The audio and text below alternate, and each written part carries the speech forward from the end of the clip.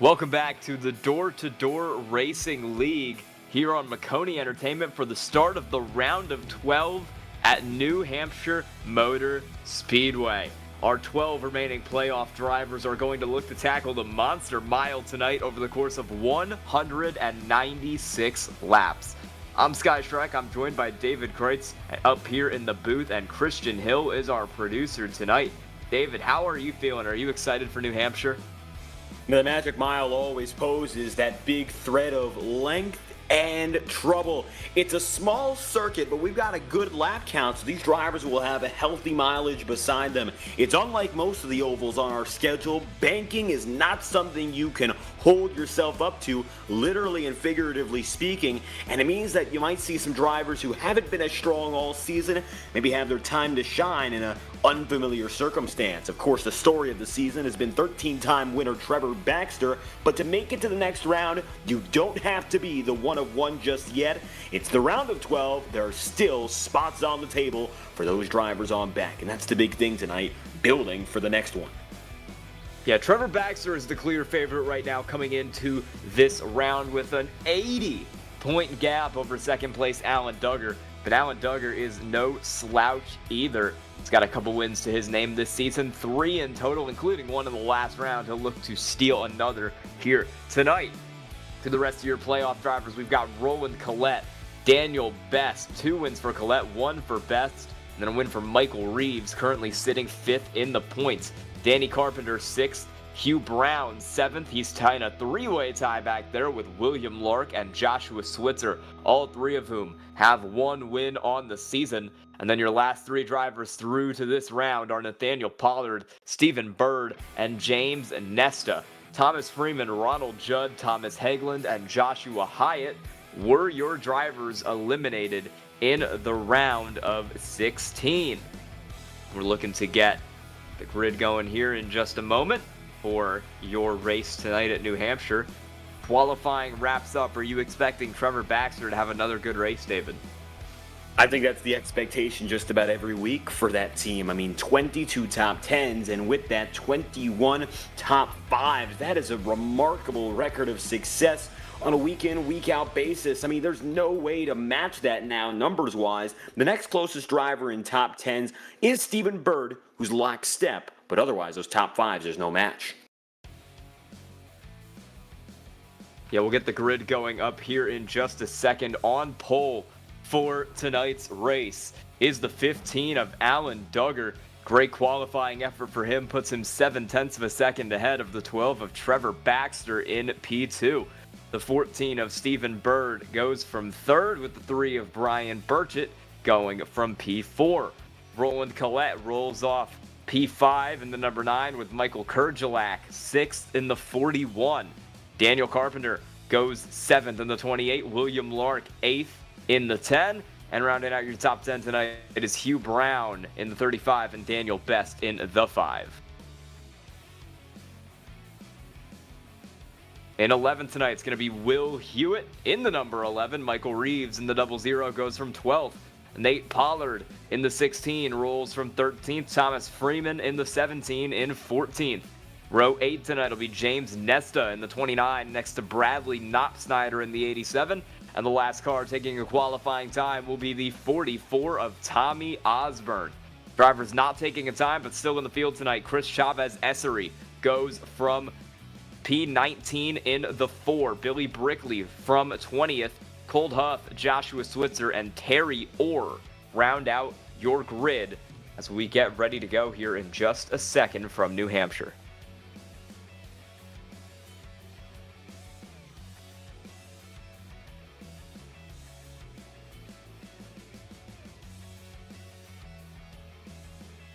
Take a quick look at your race analysis here. It is going to be 196 laps. That's Bristol. 196 laps here tonight at New Hampshire. 45 laps in stage 1, 95 laps in, lap 95 will mark the end of stage 2. Should be a pretty good one here tonight for our race at New Hampshire. 6 tire sets available to the drivers, 1 on the car, 5 in the pits, 75% fuel load for tonight's race. And that will get us ready for the green flag here in just a moment from New Hampshire.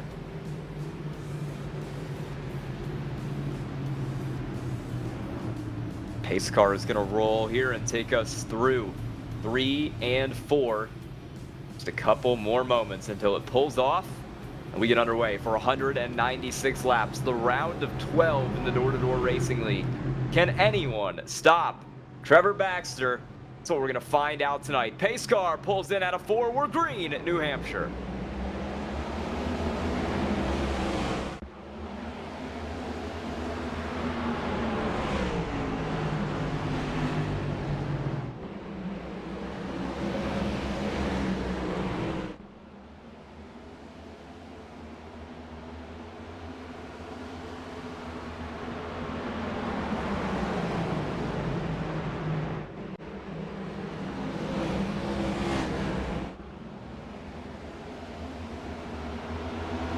On turn 4 to complete lap 1, Alan Duggar holds the lead. Trevor Baxter's dropped back to 3rd after a good jump from the 14 of Stephen Byrne. Has gotten that car up into P2 at the moment.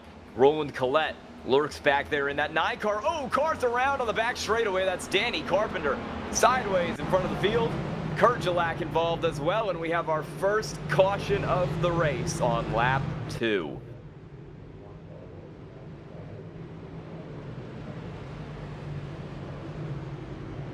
And only takes a half lap for that trouble to brew. Back under pacing. Lap and a half, rather, now as we hit lap 3. So you mentioned the 28 of Carpenter going to head down the line. You can get that replay and figure out what just caused it. It looks like coming out of turn 2, driver's a little loose, and so the trouble begins. Yeah, they were getting loose for a decent amount of time before that wreck actually happened there. So we'll have to go back and see what the precise cause of Kurgelak and Carpenter going around was. See the replay here. You've got Hugh Brown lurking behind him in the 35. Coming off the corner. Looks like Carpenter just tags Kurgelak. That ultimately turns that car around. Pretty good hit back there for a couple cars. Ooh. 17 car, I believe that is. Thomas Freeman getting pretty heavily involved as well.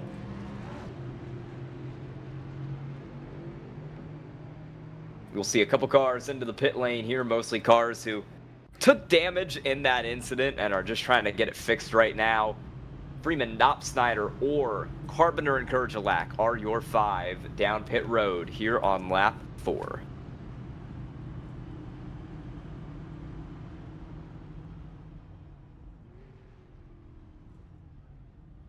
Carpenter really spun a full 360 degrees there. Luckily that motor doesn't give in, and he's able to get himself down there on his own power. Talking about strategy today, and we mentioned it in that pre-race analysis, a 75% fuel cap means we're going to be seeing a multi-pit stop race no matter what. So for the drivers who are coming in early, they won't have to concern themselves with another pit stop for the next, give or take, 70 laps. But then from there, it's going to become a little more challenging to finish the job. It's going to be a 2-stop race for the leaders and top contenders if they get their way with clean green flag racing. Usually we see these cup cars get about 90 miles on a safe, regular basis, so you're going to see less than that. 65 to 70 miles might be the target, and so that means 65 to 70 laps when that first long-run pit strategy window opens up. Which means that under that same logic, 2 pit stops are to be expected tonight, and some of your back markers, or rather the drivers running in the back, by damage or otherwise, they'll have that chance to go in before everyone else. Maybe we'll start to see what fresh tire can do as these gaps begin to widen. We're not going to see any green flag pit stops during the stages here tonight, with the stage cautions coming on lap 50 and, excuse me, not lap 50, lap 45 and lap 95. We're not going to see any pit stops during those first 2 stages. However, pit stop will be expected during stage 3. So I think we're going to see cars likely come down around the stage break in 1 and 2. Maybe play some strategy around flipping the stage, but they'll all come down at the stage break, and then we'll see pit stop or two during stage 3. Pace car's back off, and Alan Duggar is back on the gas out in front of the field. Good jump for him and a good jump for Trevor Baxter behind to pull that car up into P2. Here's a dive from Hugh Brown, going 3 wide on the inside. We'll see if he can make that work. Oh, he rolled contact right behind him. And it's Brian Burkett to the inside, and he gets rocked for the middle of 3 and shot to the inside wall. He's the only one who gets significant damage, and so it looks like the call on the field is to keep racing here, but the Red Snapper Racing Camaro far out of line, bent out of shape as Alan Duggar takes the race lead. It's then going to be Baxter 4/10 back, fastest lap of the day, 29.5 to start, and it looks like even with that hit, we are now in the full swing of things. I really thought Burgett was about to take out Hugh Brown there. It does not get much closer than that. Inches separating their bumpers. Problems for Billy Brinkley here at the back of the field, dropping spots in a hurry after pretty heavy contact with a 0-0 of Michael Reeves. Hit to the inside wall for that car, but it doesn't look like he took too much damage on it. They're both still running, albeit they've lost a lot of time. A lot of drivers having loose moments. As I say that, James Nesta loses it on the back straightaway. These cars are really struggling at a turn 2 right now. We've seen more than a couple cars have problems on this back straightaway. Track temp today only 82 degrees, maybe playing a role in these drivers getting loose early on these cold tires.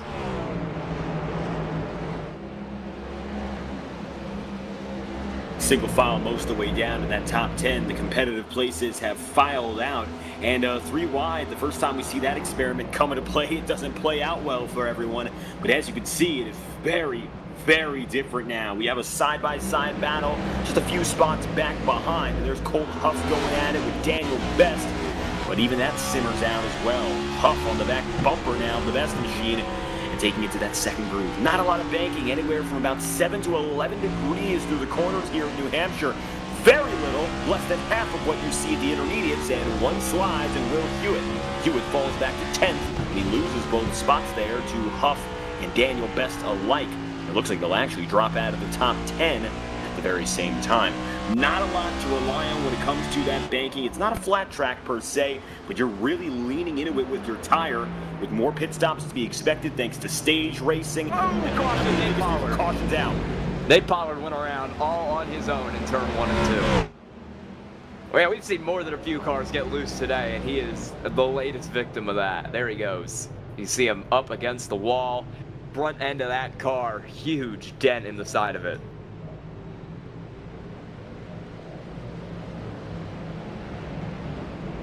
Let's get a replay and we can see exactly how that happened, but it was just a self-spin working down into the corner for the driver of that 16 car. Took it in a little too quick, didn't have the grip he needed to actually make it into the corner that quick, and ended up rear first into the outside wall, or nose first into the outside wall.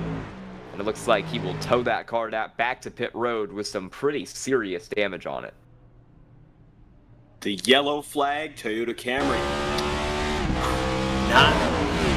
Not the best fortune, but it is telling. Oh, the motor blew. Was I looking at it correctly there? If he was going in, was it a money shift? Might have been. Wow. But we're gonna have to take a look at that. Let's see. I think he might have money shifted it. That is, well, that would be why. He went to third, yeah, he let go. The motor came from under him, and he slid up the track.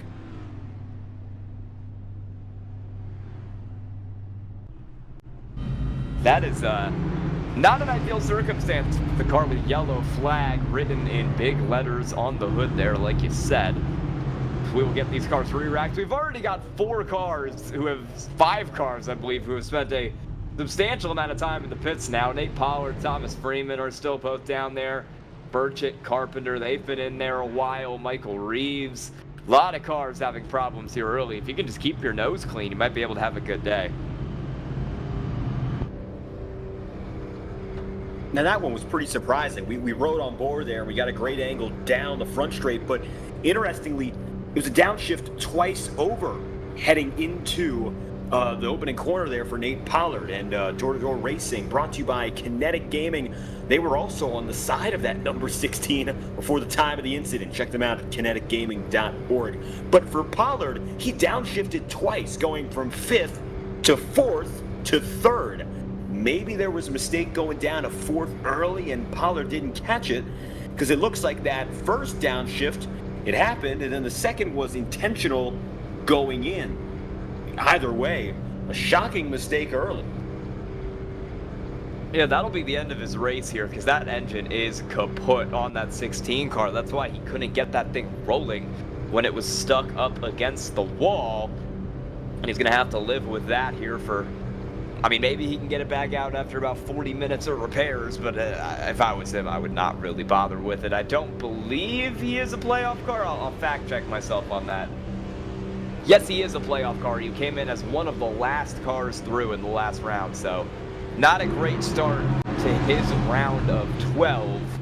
And maybe he'll try to get back out and just run some laps for points. Alan Duggar and Trevor Baxter will be back on the front row, and it's another great jump for Duggar. The car in 3rd has always seemed to have a good restart here tonight. That's Stephen Bird in the 14, but he's not able to get clear of Trevor Baxter, who will slot back into P2, and Bird will do battle in row 2 with Roland Collette in the 9.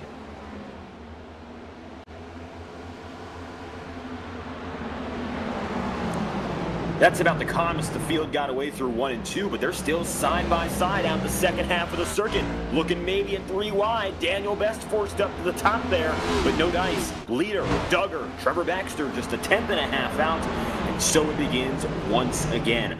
Bottom group is where everyone's going to want to be, but we're seeing a lot of drivers skate up to the 2nd and even 3rd grooves without going all the way inward. Now, it could depend on the car package that these drivers are with, the next-gen stock cars, but from what I've seen in iRacing, I'm surprised they're not going lower and lower. We've seen as of late a push to even make the apron work as a racing line. Most other drivers so far in this field have decided to go a little higher than even touching the paint. Side by side in competitive racing as Duggar puts in the quickest lap once again, and you're looking just ahead of Daniel Best with a Bird and Huff side by side for P6. Man, Stephen Bird is having a bad time. He's restarted in 3rd. He's dropped all the way back to P7 right now as Colt Huff has just gotten around him. He is in free fall, struggling to get that car to stick into these corners and rapidly losing spots. Now he's got Daniel Best trying to make a move up the inside. That 5 car will ultimately back out before they hit turn 1, but it's a bad series of events there for Stephen Bird, and he's going to have a lot of ground to make up here if he wants to get back to that 3rd position that he was running in. 5 continues to try to lurk down to the inside. He's taking these very shallow entries into the corner. I don't think that's the strat. It's going to wear out your tires, and it's just not working speed-wise for him right now.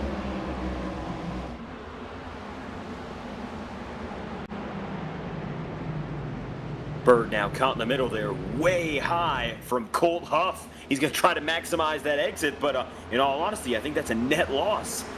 He gets out of it there with the position advantage, but I'm surprised that that's stuck. Now Daniel Best is going to follow in his footsteps, and slowly but surely you're seeing that 3rd groove come alive as the 2nd best option. Still, Bird down to the inside, tries to get the block, can't clear, and he'll just stay ahead. Daniel Best going to wiggle out of line right there. When you're out of that darker pavement, you're all but done for, especially if you shoot up more than a groove and a half high. That's when you see drivers really lose their time. If you stay on the darker section of the pavement where the optimal groove is all the way down to the bottom and then some, you should be good to go. And it's not as big an issue through 3 and 4, but the opening turn, you want to pull that momentum together. If you don't start the lap well, it will cost you. Now you'll see Chris Chavez going side by side. Daniel Best falls back. That's going to be 9th and 10th. And all the while, Colt Huff is still fighting Bird here. He's behind them. Chavez falls with Joshua Switzer. Baxter is trying to catch up to Duggar. He really hasn't left that car's side all race. Sat about 0.2 of a second back, and they've consistently been running the top 2 laps here out of the entire field up there in the battle for 1 and 2. Almost got a car in the wall further back. Looks like that's the 17 of Thomas Freeman. That is a lap car trying to get out of the way as everyone goes around him here. James Nesta, Billy Brickley going to pile on through. nearly had some contact with the wall there, but everybody's able to get around him pretty cleanly as we continue racing down into 3 and 4. Baxter is there. He's been there, but he hasn't been able to actually pull the move yet. He'll peek inside down the front straightaway quickly, decides he can't make the move this time, and he'll slip back in the line. Does the 13-time race winner have to rush a pass for position? I think that's the question right now. By all accounts, looking at the numbers, he doesn't even need a win tonight to make it into the next round or even concern himself with it. But Baxter has shown one thing, execution at the finish line. He might not be the quickest right now, and he slipped up to the 3 and 4, but I'd be hard-pressed to say he doesn't have the plan to come back and go for even more. So for Baxter right now, I think the best thing to do is to sit back and let the race come to him here. Aggression early very rarely benefits drivers in situations like this. You're so far away from the checkered flag. There's still pit stops and stages to go through. Why cost yourself so early when there's so much time left on the table? For Baxter here, he can bide his time and continue to put pressure on Duggar without forcing his own mistake.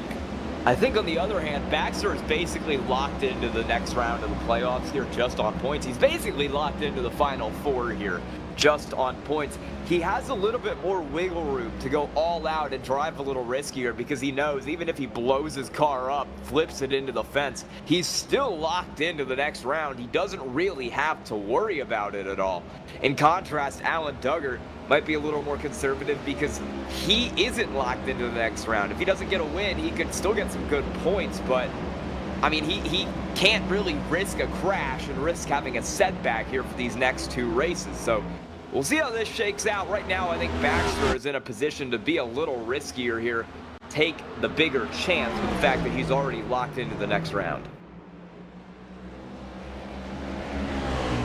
Don't want to cost the drivers around you at the same time. That final round, you don't want drivers to go on a revenge tour if they're around. So take a little bit of a look further back. Still a single file train here. Looks like William Lark making a move for 4th on Hugh Brown. Brown shot a lane high. The Exalta number 10 lays low in the red, white, and blue Exalta Camaro. You see him down there to the inner groove. Interestingly, it looks like he stays just outside of that clearance range. I'm surprised he wasn't past there fully, and he'll get the lunge again into the corner. Just a few dives are all it takes, the right time to make a pass on that lower groove. The outside does help with the run down the back, as you can see from Brown, but he hasn't been getting those good entries into the corners, and so whatever benefit he gets from surging on the outside, still he hasn't been able to overcome with his runs in. And just like that, William Lark up to 4th. Lark tonight, of course, making his moves, making gains, but he's doing so as a driver who is outside of the top 5 in the championship standings. Still in the playoff picture, but he's not locked in either. He needs to keep making moves if he wants to get himself into the next round. I think that move probably took a little bit longer than he would have liked there. He had a little bit of trouble getting around Hugh Brown. Took him about 2 laps to actually get that move done, which is going to hurt his ability to close back up on Roland Collette here if he wants to try to break his way into a podium position at this point in the race. Hugh Brown has Colt Huff behind him in that 08 car, trying to make some moves. Colt Huff started all the way back out in 21st in this race today, and now he's going for a spot in the top 5 as he dives to the inside of Hugh Brown into 1 and 2, goes up the track, doors him a little bit, but he keeps it off him, and the battle continues to rage down the back straightaway. He's your biggest moving driver, up 15, up 14, trying to make it 15 with this pass here. He is really running that 35 all the way up the road, but he can't get the run off the corner he needs to clear him, and they'll stay side by side across the start-finish line. Toe-to-toe, looking for 15 places gained. What a great early job from Colt Huff. And he's got a lot of time to go, and that's to his benefit here, but he's rubbing doors, and he's making it clear he needs this spot. Blocked by Huff. That's for P5. 3 drivers so far have made it more than 10 places. That was intentional, and I'm pretty sure that Colt Huff knows it now. Will he be the better person in letting it slide, or will he go right back for some more? Now we got a fight on our hands, and it's not just for position. Well, Colt Huff is going to have to go back at him because I think that 08 is the faster car right now. He'll try to set the move up to get a run down the back straightaway. He will. He's just pushing the 35 all the way down here. He'll pull out at the last minute to make the move. He's going to try to door him, but the caution will fly further back in the field. And we are going to go under yellow for the third time tonight. We'll figure out the cause of that one. Looks like it might have involved... It did involve Michael Kurgelak in the 41. Self-spin off the corner for him. And that would be his second incident involved on the day. The first caution of the day he got himself in when it was Carpenter who spun around. It looks like insult to injury then. Yeah, they're going from bad to worse here for Michael Kurgelak after a big hit there to that wall. We'll get a replay right now for you. He's running on the inside of Danny Carpenter here. Carpenter is trying to make a pass on the outside, but there's no contact really. The 41 just straight loops it and hits the inside wall.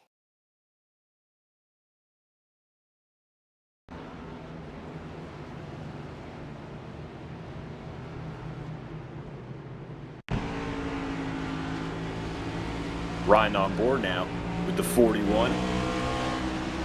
Yep, just slips out of 2, and that's the tricky part of New Hampshire. We've seen it multiple times today out of 2. We might see it out of 4. The transition isn't rough, but what little banking you have goes away. So if a driver's pushing off that and they lose it, it can still catch them outside. And so now the 41 to pit road. You'll see Brian Burkett there as well, and a few others in the back of the field taking some additional service. Yeah, kind of an uncharacteristic number of yellows here for the Door Racing League. Earlier we were talking about it pre-race. Usually they run a little clean here on Maconi Entertainment, but it's been a bit of a up and down race. They had some green flag runs, but some cautions early in this latest one here. For a spin from Michael Kurgelak has set him back a little bit here on the yellows. We've seen quite a few cars get loose. There were several incidents coming out of turn 4 that ultimately did not get called as cautions, but were very sketchy for the cars who were involved in them. We've got a couple cars taking tires here, playing a bit of pit strategy before the end of the stage. Will Hewitt, Michael Reeves, looks like Bradley Knopsnyder might have done it as well. So we've got 3 cars taking tires. Everybody else stays out.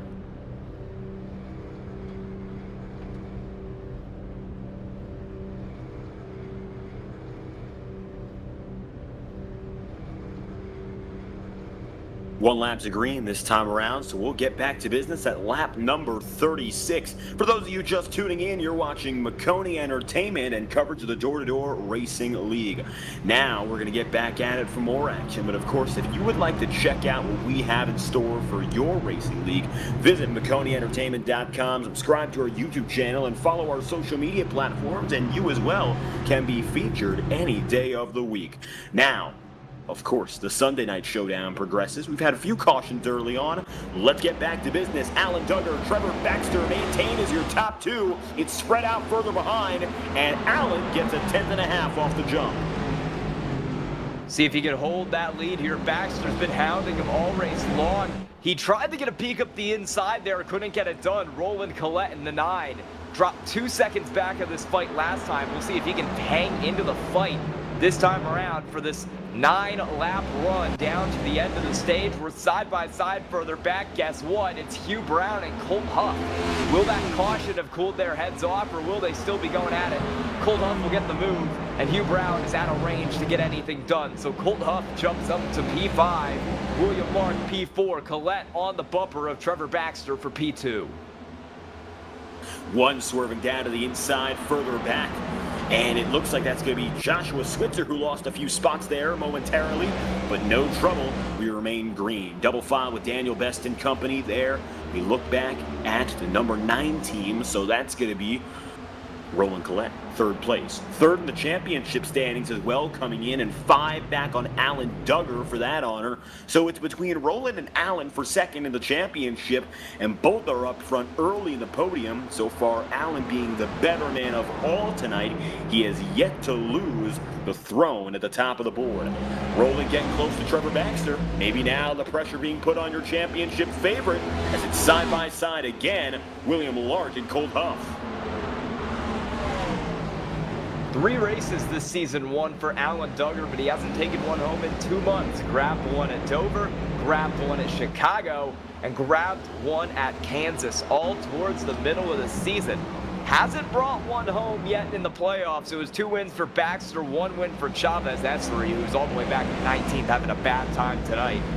We'll see if he's able to snag his 4th win of the season here to lock himself into the next round, or if Trevor Baxter will go for win number 14 in 30 races this season in that 12 car. Almost a 50% win rate. That is unbelievable. And for Trevor Baxter, I mean, the fact of the matter is he's been so good at just collecting these top performances. He's only missed 2 top 10s on the campaign. I mean, nobody else has been able to do that. With 24 starts of his, 22 top 10s.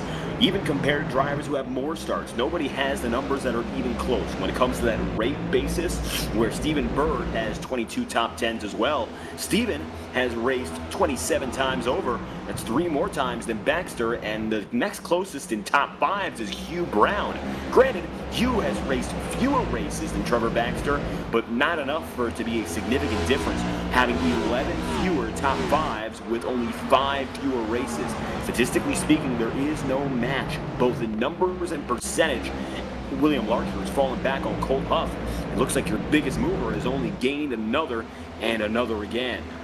Ooh, battle back here mid-pack. Daniel Best going at it right now with Joshua Switzer. There was some contact between the two.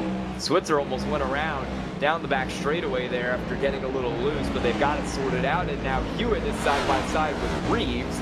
This is behind this battle here for P13, as we've got about 2 laps left to go in the stage. Contact with Reeves, and Hewitt all the way up the road goes the 11, but he's able to save it and hold the spot over that 00 car. That was close. Oh, luckily, of course, not only for himself, but for the field, everyone keeps it together. We've seen a few drivers get loose, cut like that, and very few have been able to make it away. A lucky circumstance for all involved. Now, Daniel Belt's going to be running 11th here, watching a battle side by side ahead. Trying is Danny Carpenter on James Nesta. It looks like Carpenter has been able to put himself back together after some early problems, and he will be able to continue on competitively despite being spun around in our first caution of the day. Best looking behind him, Joshua Switzer, trying to take some spots after falling out of the top 10 before most recent caution. And the stage break should be coming out pretty soon here. Not sure if they're going to call it after this lap or after the next one. It looks like we're going to go one more time here, and then we'll get everybody racked up once the top 10 cross the line. Colt Huff is trying to get P3 at the stage break over Roland Collette, but I don't think that car is going to get it done. And coming off turn 4, Alan Duggar will be your stage 1 winner from New Hampshire. Trevor Baxter will take it P2, and then you'll have Collette, Huff, Lark, Brown, Bird, Brickley, Nesta, and Carpenter back from there as the 4th caution of the night flies for your stage break, and I think we'll see everyone on pit road. And a great performance from Alan Duggar there, even with the pressure from the champ coming around him. He did not buckle, and he has himself a stage victory. Critical points to open up the round, and a performance like that is to be commended. So great job, Alan Duggar. The job has only just begun, but of course, this is a great start. Pit road, as you mentioned, it's going to be huge now to get that opportunity. First cycle, everyone's in unison, so you don't have to concern yourself about doing anything different for the next coming 50-plus laps. I wonder if some of those cars who pit about 10 laps before the end of the stage are going to try to play a little bit of strategy here and maybe stay out. I'm not sure if they will. There were only a couple cars on that tactic, most notable of which were Danny Carpenter, pit 34 laps ago, so he will likely come down. But Will Hewitt and Michael Reeves were 2 who took tires just under 15 laps to go, and they might have a bit of an incentive to stay out. I think we'll see everybody in front of them come down guaranteed, as all the leaders will work their way in now. And looking a little further back, Will Hewitt will in fact stay out on those older tires and along with Michael Reeves. So that'll be 2 cars flipping the stage and staying out as everybody else comes down.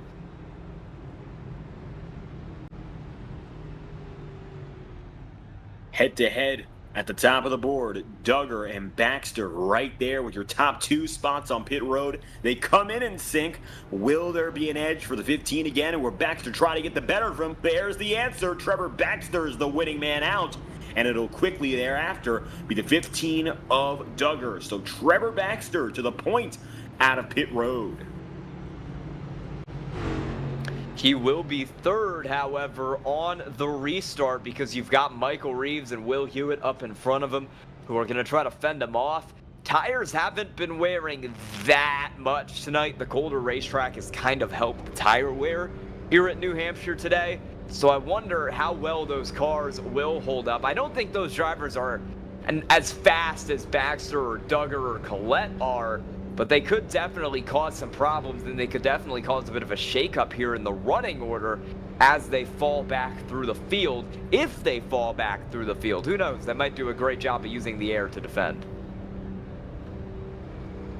1 to green. Let's see now if the holdouts can do their thing and hold out in front.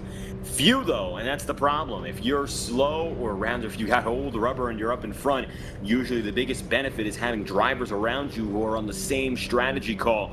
If you don't have that, usually you're out of luck. Or worse, you have a problem on the restart and it's everyone's business. That's the most embarrassing outcome, I would say, and hopefully we avoid that most of all.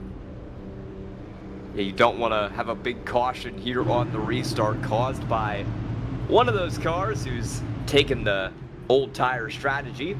It'll be a new look front row, but a similar look on row 2. Will Hewitt, Michael Reeves, they're dooring each other before we've even made it out of the corner here. Oh my goodness, pace car is in. Hewitt hits the restart zone and he is off at New Hampshire. Bad jump for Reeves, and that is going to immediately put Baxter through to P2. Duggar is caught in traffic. Roland Collette has the line on him.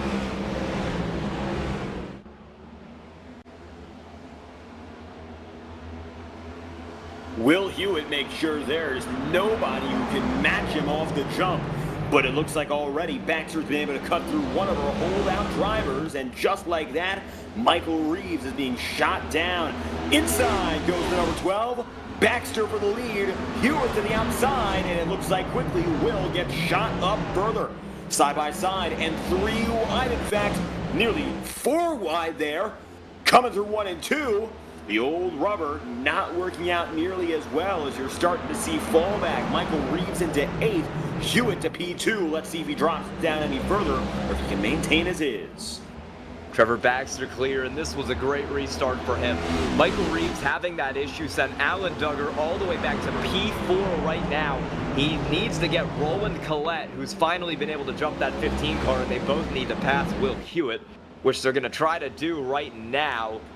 Duggar is going to have a lot of work to do if he wants to get this lead back here tonight. Having to go up about a second here because he's lost a lot of time to Baxter as he and Collette are struggling to get around Will Hewitt, who is really hogging that top line and making their lives difficult there. Hewitt taking it up to that inner, or rather upper seam. The inner seam is down to that apron. The upper seam, you can see that transition. And it looks like Will Hewitt's been riding there, just trying to keep a competitive placement. Hewitt is still inside the top 5, so he's been faring the better of the 2 who held out. But you can see now as the laps begin to compile and the tire warms, kicks back in contact. Hewitt down to the inside and shot there with trouble. The 08 of Colt Huff catches him. Not the first bit of contact for Colt Huff as he tried to pass the car today, but first one that has resulted in a caution for the driver of that 08 car. Involved is Will Hewitt in the 11, who was on those old tires, who was trying to hold his position. There's just kind of a coming together out of the corner between those two. We'll get a replay on it here in just a second. I don't think either car is going to take too much damage, but I think both cars are going to be a bit upset with the other as a result of that one. Doesn't look like a lot of cosmetic damage off of Colt Huff there, so they should be able to continue. But not only a little bit of frustration, but a loss of track position. That's going to be critical. but with a few or at least one caution guaranteed, and maybe some other yellows down the line. It's not race-ending, but certainly is aggravating. Yeah, Colt Huff is going to have to work his way back through the field here after he already did it once. Started this race back in 21st, drove it up inside the top 5, and he's not going to have to do that all over again, as he's currently scored in P12 at the minute. Up front here, it is still going to be Trevor Baxter in the 12, as we'll take a look at the replay here in a second. This is a bit afterwards. We'll find that replay for you here shortly. There you go. The 08 to Colt Huff on the inside of Will Hewitt, and there is the contact, and there Will Hewitt goes around.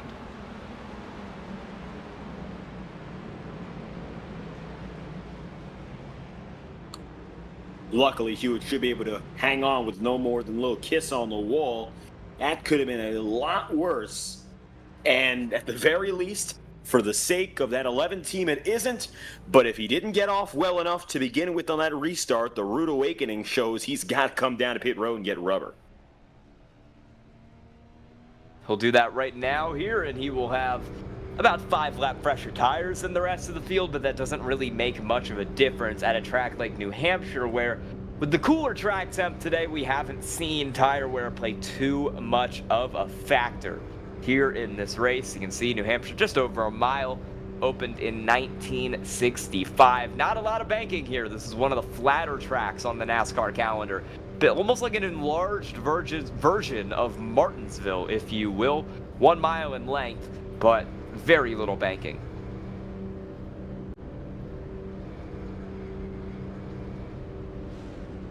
We're racing at the oval configuration. You know, this track actually has a Roval style addition to it as well. And if I'm not mistaken, this Roval for New Hampshire actually extends to the outer portion of the property.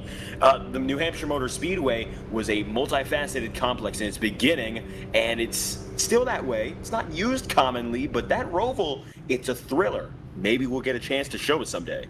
And yeah, as pointed out by our producer there, Christian, the tail end of the Roval is seen as we go out of turn 2 and into the backstretch.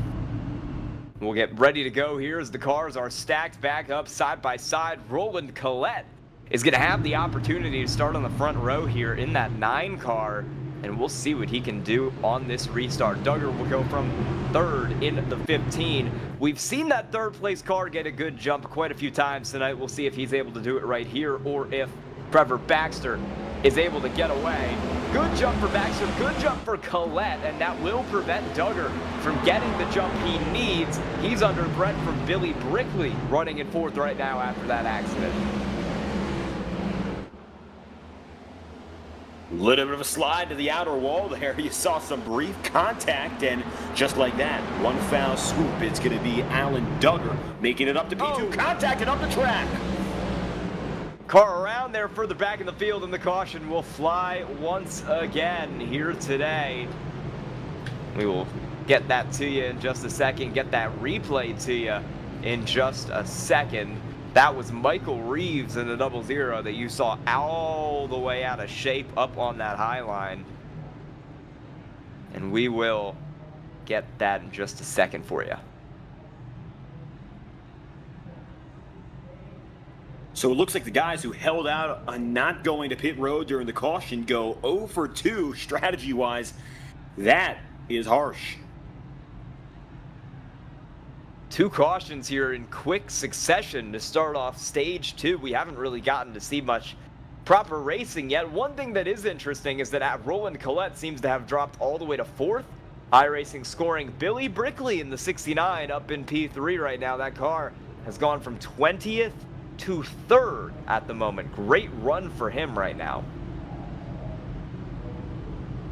Brickley may be going for those top honors of your hardest charger.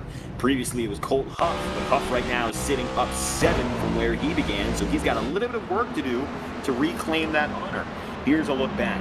Michael Reeves in focus at the time of the incident. You see him shot up to the outside of 3 and 4. Problems there for Michael Reeves. We get another look here from his bumper cam. And we'll go back outside and see what happened here.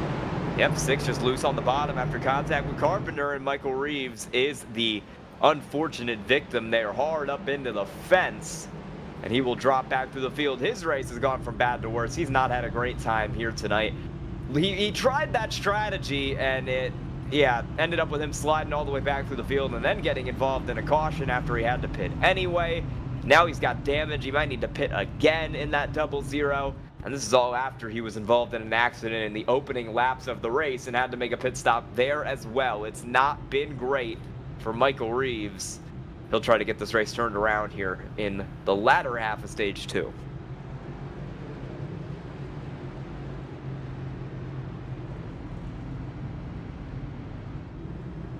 One to green now, we're looking like. And for Reeves, if at first you don't succeed, you've still got another stage caution to try it again. Lap number 62, we'll get back at it. Double file, they all come through. Reeves doesn't have the most damage in the world now. I mean, he can continue on, but it's gonna be a significant limiter, at least when it comes to getting right back up to that full pace. We'll get back to work, and it's gonna be Baxter, the championship leader, reclaiming his top position.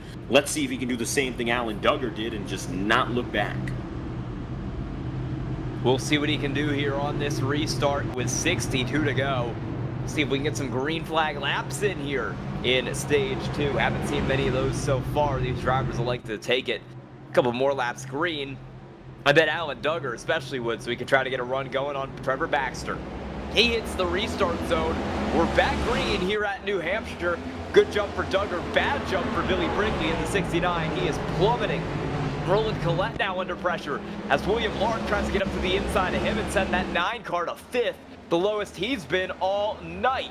William Lark doing battle back there as Michael Reeves continues to have problems scooping the Roval down there, trying to stay out of trouble. Hard to the field, double filed to a partial extent at least. 1, 2, 3, they get away, and you're right about that. Billy Brinkley up to 3rd, gaining 17 spots on the day. He is the biggest mover now, and he's got an opportunity to go a little bit further than that. He'll try to do it right now. I don't know if he's going to be able to catch up to Alan Duggar. We've seen a lot of cars have problems catching these top 2. Roland Collette wasn't able to get it done, and he was sitting in 3rd for basically the entirety of stage 1. So if he was not able to get himself up there and challenge, I'm not sure that Billy Brinkley is going to be able to get himself up there and challenge either.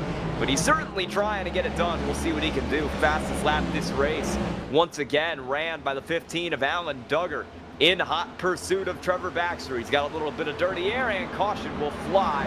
Terry Orr is backwards in turn 2. Back rolling again, but it's mostly right front damage, so let's get a replay and figure out what caused it. We will see. He's all the way alone in the back of the field here. I think he's the last car on the lead lap when this happens, and that is a weird spot to loop it, but he does loop it there, and that will be the cause of the caution.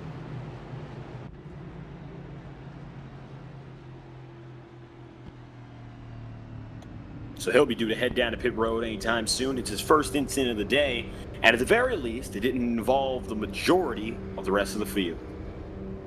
Yeah, only a single car accident. We've seen quite a few of those single car spins today. Most of them have been working out of turn 2. That one was kind of a weird spot at the exit of 1, entry of 2 type area, but no matter what it is, where it is, it's still going to end up in a caution there for Terry Orr for what is unofficial count, I believe, our 7th yellow of the night here in the Door Racing League at New Hampshire. We're going to have some cars into the pits here, mostly cars at the back, mostly cars with damage. Burchett, Reeves, Terry Orr, all in. I think everybody out in front of them will stay out here.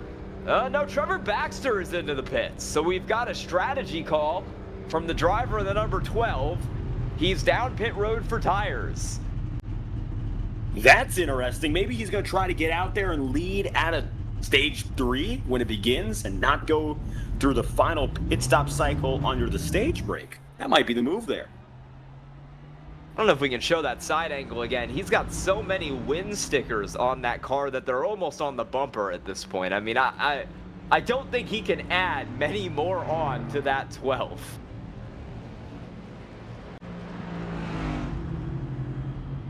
He doesn't even have, yeah, he doesn't even have all of them. I think he only has, by my count, 12 win stickers on that car. Need to get a 13th on it there. And I mean, that thing is almost to the end of his car. It's all the way past the window at this point. He might have to put them ahead of his name at some point this season. You're gonna have to move him 20 is still very possible. Put him in a circle around the gas cap at this point. I mean, I don't know. You're running out of space for all those win stickers. Gonna have to start taking away sponsor space pretty soon.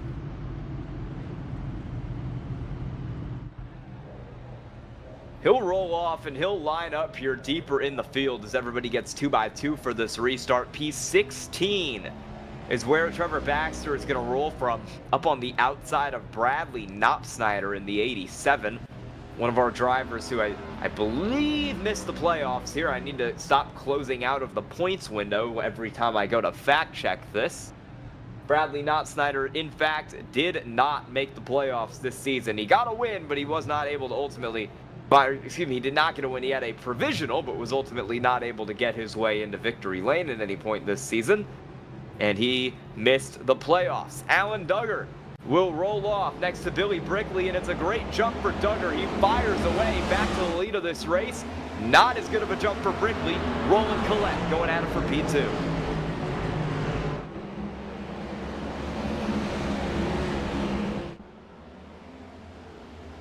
Let's see how long it takes for Trevor Baxter to get up to the head of the field again. Reeves a little loose there, no trouble. And for Baxter, he's coming from 15th on up. I wouldn't be surprised if he gets at least up to the top 10, maybe even the top 5 in the rest of this run. But will he have it in him to really dig deep for the leading places? This will give some more time for guys like Brickley, Lark, and even Chris Chavez now to stay in the top 5. Chavez up there starting 19th on the day. Another big mover, 14 spots up. We saw him running in 19th for most of this race. It was a really bad first stage for Chavez Essery, but it looks like he's gotten that car moving back in the right direction, maybe made some adjustments to that 4 car to get it driving a little more how he likes it. And he's made some good time up here in stage 2 as we sit 25 laps to the end of the stage. Biggest movers right now, Billy Brickley, Chris Chavez Essery, Joshua Switzer, Colton Huff, and James Nesta in the top 5 as Roland Collette is going to challenge for the lead up here at the front of the field. He hasn't given much of a threat to Duggar tonight, but he's trying to do it right now. Contact, Collette around in turn 2. Oh, and another contender caught. Collette third in the points. He can't afford something like this to start the round. And that is devastating. Now turn 2, turn 4 there for Roland Collette. That car in trouble, and he's going to have to drive all the way back up. You see it here, slides up the track. He's trying to keep it off the 15, and he just kind of overdrives it and ends up backwards. And the car that's been driving up in the top 5 for the entire race is around in turn 4, halfway through stage 2. Going to get a quick onboard look there at what happened to that car. Was there any contact? Not really. I think he just kind of dumped it there in the corner and lost control and sent that car around. Well, while we're under caution, we're going to send you to a quick little side-by-side commercial break, and we'll have the restart when we come back. Stay tuned.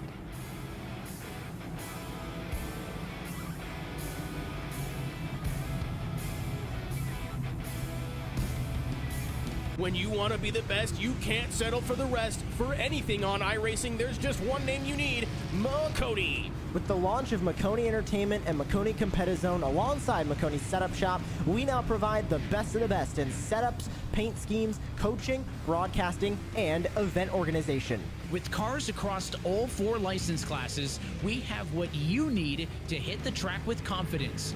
Grab a subscription and save money while going fast at MaconiSetupShop.com/subscriptions. And remember, at Maconi Setup Shop, there are setups, but your victories.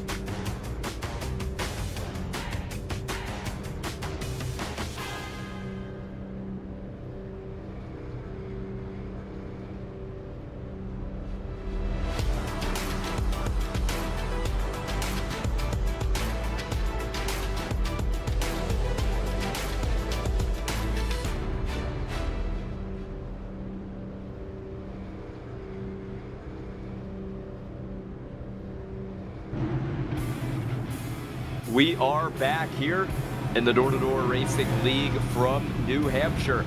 74 to go as we get back underway. 21 laps left in the stage. Up front, it'll be Billy Brickley and Alan Duggar.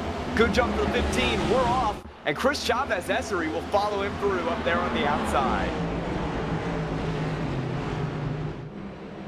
Chavez having the best stretch of his race. This is what it's all about for the Essery crew, and as a result, he's now side by side in what is the tightest first half lap we've seen. Double file and even 3 wide, just behind now on Danny Carpenter.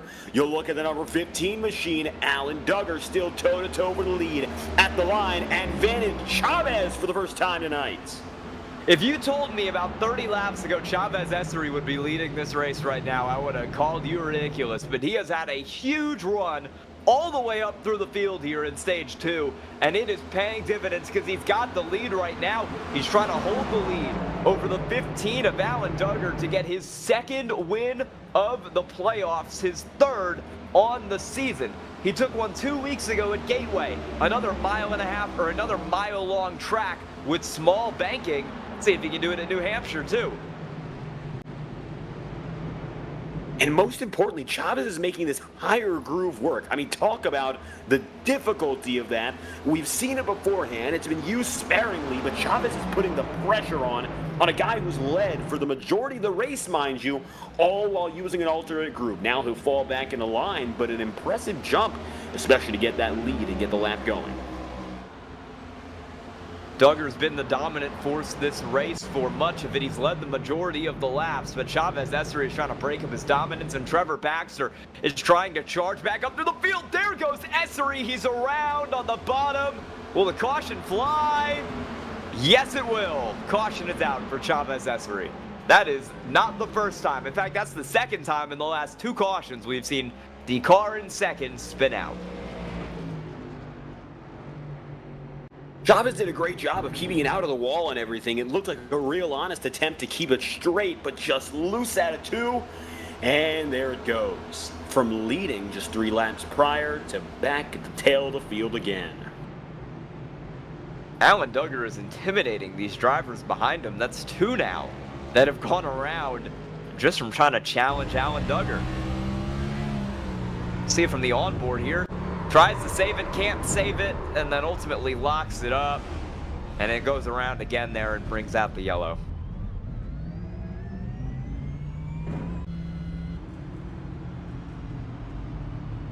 So we will be back under caution in stage 2 of the Door Racing League, as we've been for, I want to say this is the 5th one of the stage, and I want to say this is the 9th one tonight, but do not quote me on that because I do not have a counter running. That is all out of my brain.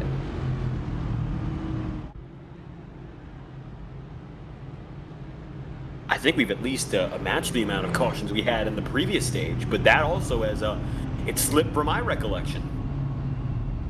In the previous stage, we definitely had less. I think we had 3, and then I think we had the caution to end the stage. My probably inaccurate counter is sitting at 5 right now for this stage. So, might have 5, might have 4, or 8 or 9-ish is the vibe we're going with right now.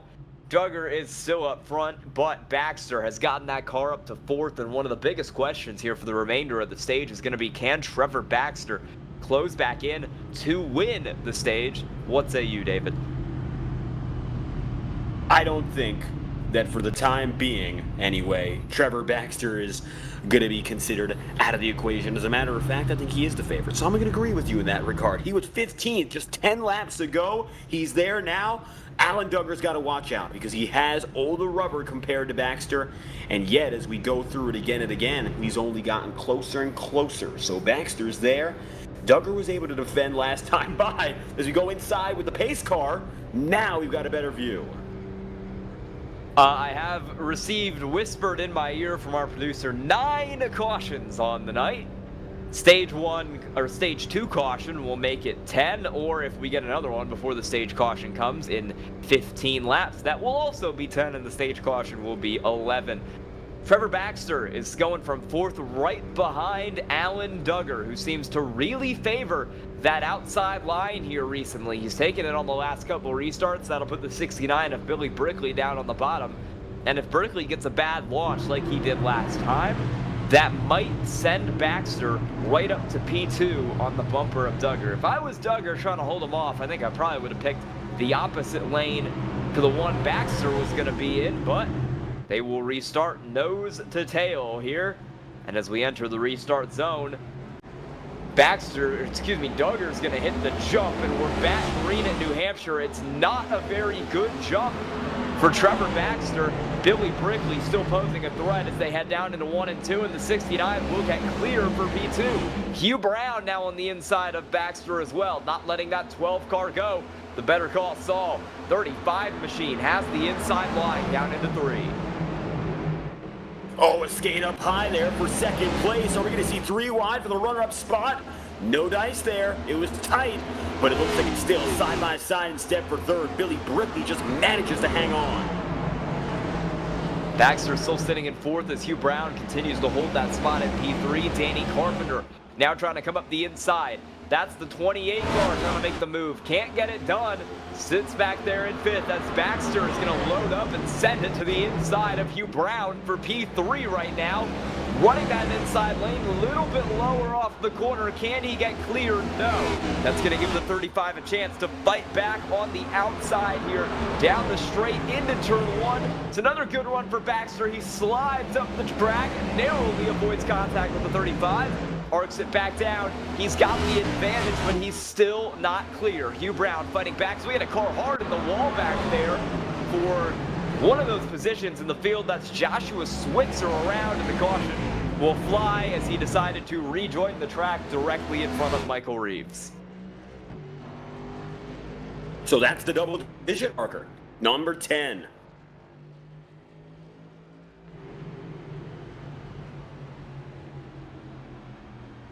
Yeah, the 6 of Switzer is gonna have some pretty decent damage. It looked like he hit the wall kind of hard there in that 6 car. We'll see it. Oh, wow. He got saved by that roval pit where the wall tips back, because otherwise that would have been a huge hit.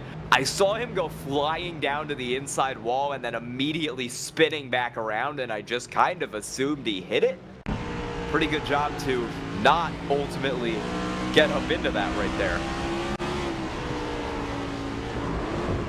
Look at that. That was similar close. to what just happened for Chavez.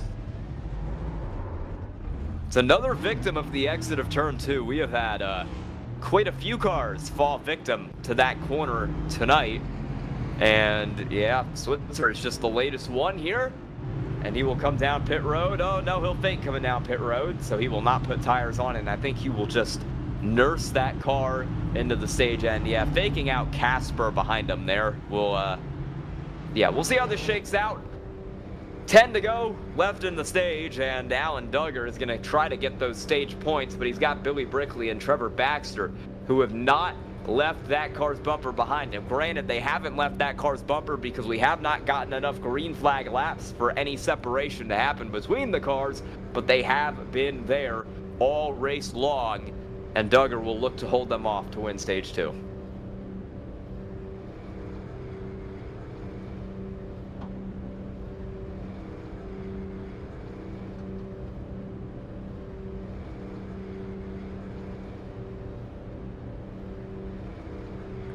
So Alan Duggar maintains the race lead. Baxter takes another spot. He's back up to 3rd with about 10 laps to play until that second stage ends. Might be a caution that brings it to a close by the way we've been racing, though.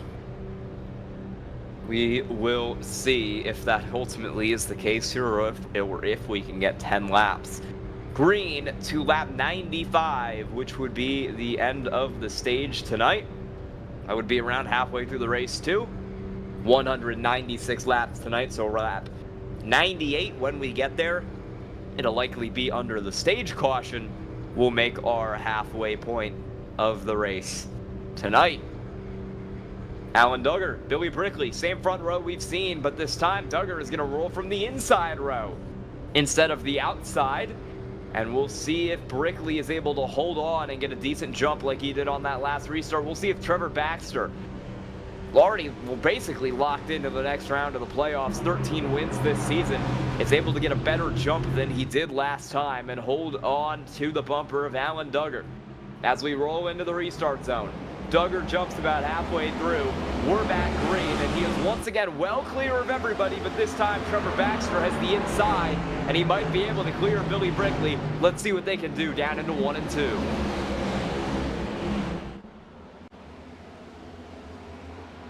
Already, Baxter takes another. That's second place, and so it's going to be the battle of stage 1, but in flip-flop order. This time around, it's going to be Baxter putting the pressure again for the back of the field, and it's going to be Duggar who's taking it for the back on up now. Here we go. First and second in qualifying in those same places. Billy Brickley up 17. Colt Huff back up 14 places. He's gotten to 7th, and you'll see there, double file again, as here comes Colt Huff just beyond the confines of the leaders. We almost had a caution. We had 2 cars wreck at the back of the field. Chavez Desiree and Joshua Switzer both took huge hits into the inside wall. I think they're both still out on track racing, but they've got damage, and it was very nearly a caution for those cars. Luckily for some of these guys up front, like Alan Duggar, we will stay green. We will keep battling side by side here as Will Hewitt tries to loop it all the way up top. We got a car around again. Billy Brickley into the inside wall. He was running P3. No caution again. He'll slowly get that car back rolling. That is another car spun out of the top 3. That's the 3rd one tonight, with Chavez Essery going around from up there pretty recently. And Collette.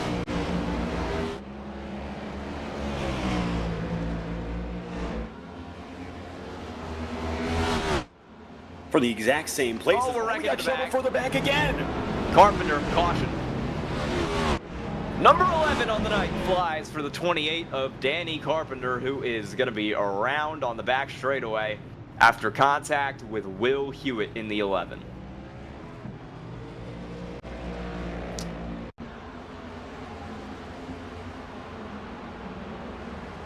And we'll get a replay of that right here.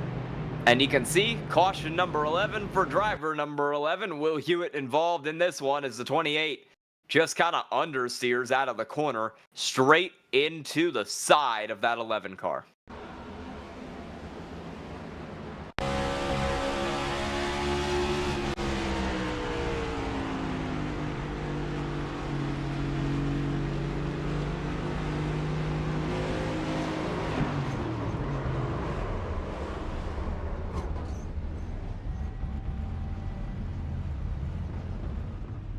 Unfortunately, this time around, not able to escape the inside wall. The last 2 incidents, we had drivers just sliding out.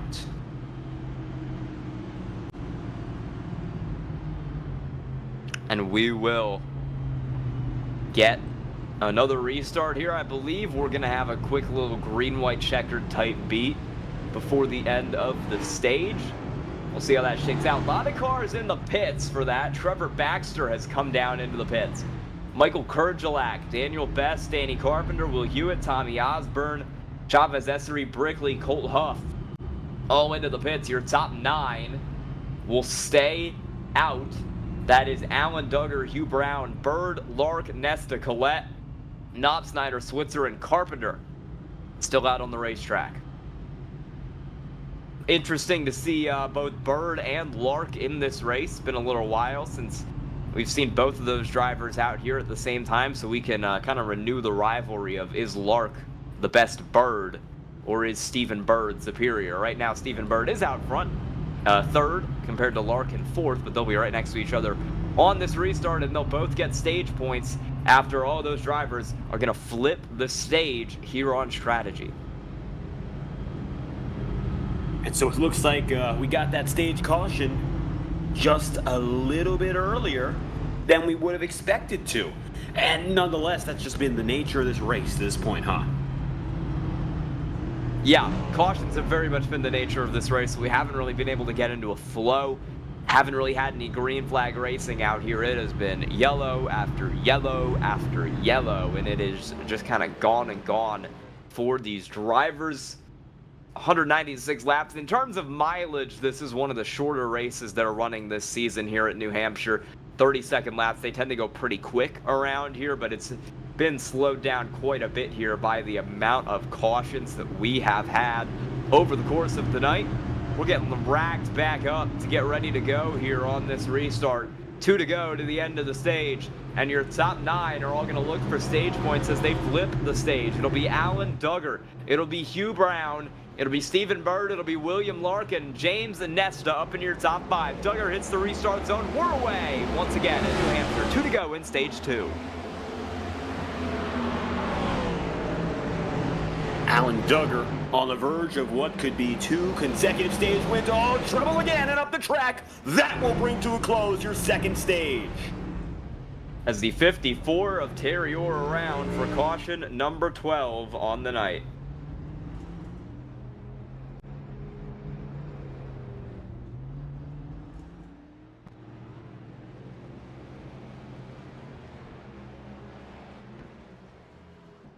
We're going to see pit stops here as these cars look to flip the stage in just a second.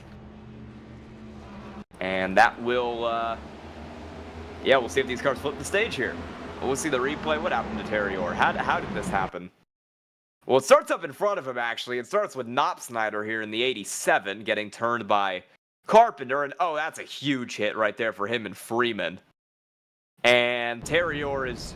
yeah, he spins himself on the bottom line there, and that's why he got involved.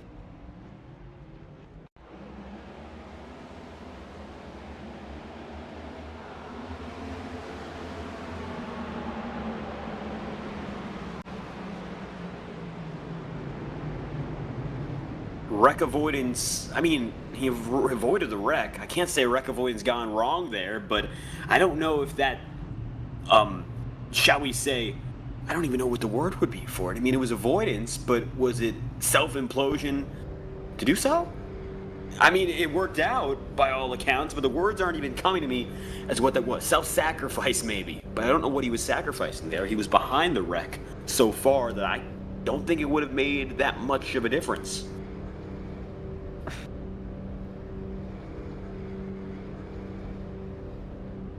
So Baxter flipped the stage there. He did not hit, or he pit before the end of the stage. That's where he'll finish, is in P8. And then Alan Duggar is going to come around. He wins stage 2. And now he and all those cars who did not come down earlier are going to come into the pits here on our 12th caution. And this will be a big mix-up from the field.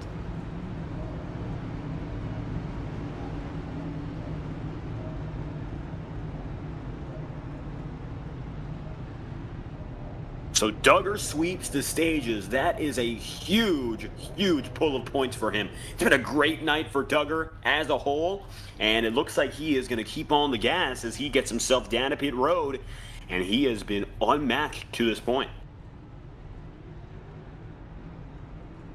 And let's see who wins the race off. It will be Alan Duggar taking that race off pit road over Hugh Brown and William Lark, but they will restart a little further back in the field here as cars flip the stage. And did Trevor Baxter pit anyway? Oh no, he didn't pit anyway, but some of the other cars who flipped the stage did decide to pit anyway. So only 4 are staying out. Roland Collette, Trevor Baxter, Michael Kurgelak, and Billy Brickley will be out there as your top 4.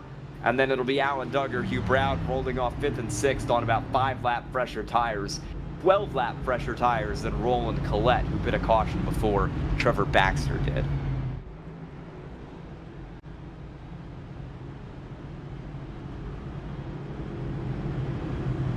One to green to start the longest haul of them all. Will this stage match or top how many cautions we had in stage 2? I hope not. Are we taking the over? Are we taking the over or the under? I want to say the under is preferable, but numbers-wise, it might be harder to stay below.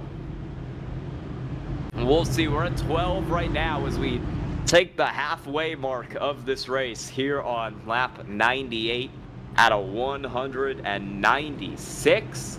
I did not think this would be a concern, but if this does continue to happen, we might cut it a little close here on our designated race time tonight of 3 hours. It would take a lot more cautions to end up causing that, but we'll keep an eye on it. If it does get close, we might see drivers race with a little more aggression later on. It also might happen if we hit overtime. Green flag is out here on stage 3 for Roland Collette in the 9 car, being pushed by Kurjalak. Good jump for those two to clear Trevor Baxter in the 12, who's trying to make the run happen on the top side. Alan Duggar immediately trying to push his way back through the field. Currently sits in 4th after that restart. He's got Kurjalak and Baxter door to door in front of him, and he'll look to the outside of the 41 here to try and grab this position. All the way up to about the 4th groove in the track further behind. There has been no fear of going high or going wherever on the racetrack, and it remains that same way. Roland Collette and Trevor Baxter at each other for the race lead now. Duggar's going to take 3rd here, and it looks like now, one sliding to the inside, saved, and it looks like that's going to be Joshua Switzer again. Because his day could not get any worse at this point, right? Trevor Baxter will get a lap lead here over Roland Collette. Baxter takes that lead over the 9 car. Duggar in P2. He's looking to challenge Collette now and see if he can grab that lead back. The tires are only 5 laps fresher. I don't think that will play too much of a role in this battle, but we'll see if it does as we head around here towards the start of stage 3. Kurjalak still sits in 4th, Brickley in 5th, side by side for P6. That's William Lark to the inside of Hugh Brown there, trying to get that spot in the 10 car. Can he get it done? No, he's loose off the corner. But Brown is also in the wall. He'll still prevail over Lark, who will stay in 7th.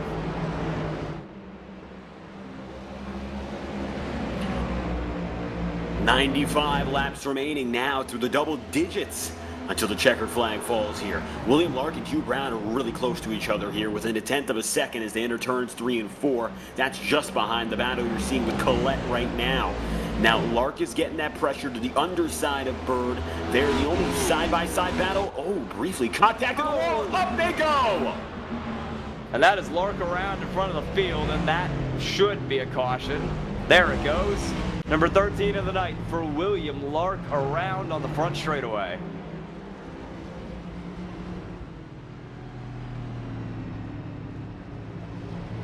Lark was toe-to-toe battling for the 6th spot at the time of the incident. We will see what happened here out of 4.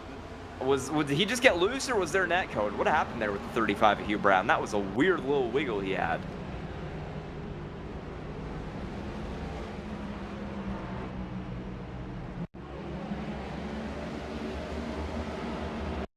We'll see off the corner. I think he just got loose and overcorrected into the outside wall there. I don't think there was any net code or anything involved in that. And then he'll tag the 10 and they'll go around. Or contact, I should say.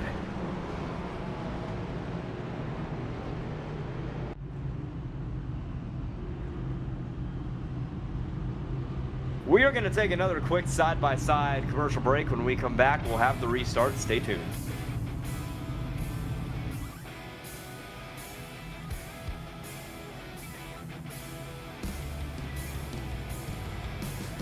When you want to be the best, you can't settle for the rest. For anything on iRacing, there's just one name you need: Maconi. With the launch of Maconi Entertainment and Maconi Competizone alongside Maconi Setup Shop, we now provide the best of the best in setups, paint schemes, coaching, broadcasting, and event organization. With cars across all 4 license classes, we have what you need to hit the track with confidence. Grab a subscription and save money while going fast at MaconiSetupShop.com/subscriptions. And remember, at Maconi Setup Shop, there are setups, but your victories.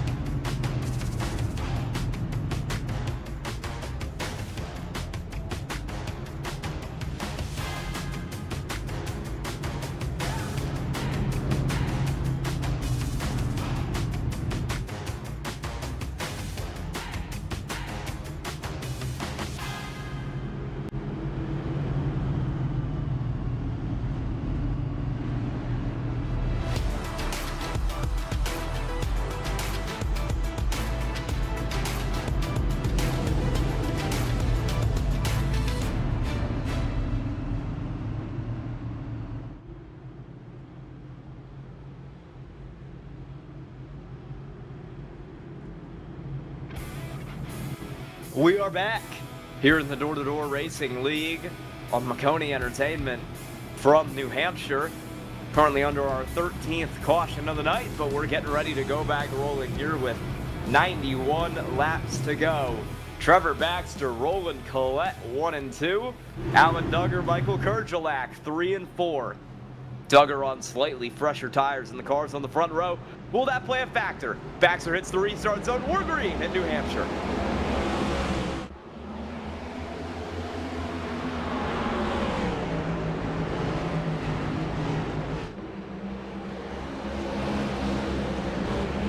Saying even through 1 and 2, there are Brickley and Kurgelak back there for P4 as Duggar has gotten clear, and now here comes Baxter.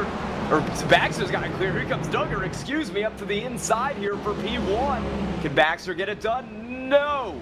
Baxter holds the spot around the outside. Duggar still sits P2. Role reversal from what we've seen most of this race. Instead of Baxter trying to chase down Duggar, it is the other way around. Duggar is all up on the bumper of that 12 car, trying to get something going further back in the field. Carpenter gets a move done on Kurgelak. Oh, contact again. It's a number 35 of Hugh Brown. Yep, Hugh Brown's around again. And I think Chavez Esri is in that for caution number 14 on the night.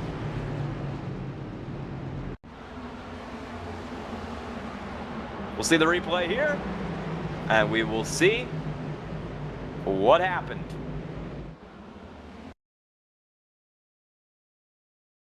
Let's see. No, yeah, just gets loose, comes back around into him. Second straight caution here for the 35 of Hugh Brown, and yeah, he's not having a good time. Chavez Esri involved as well.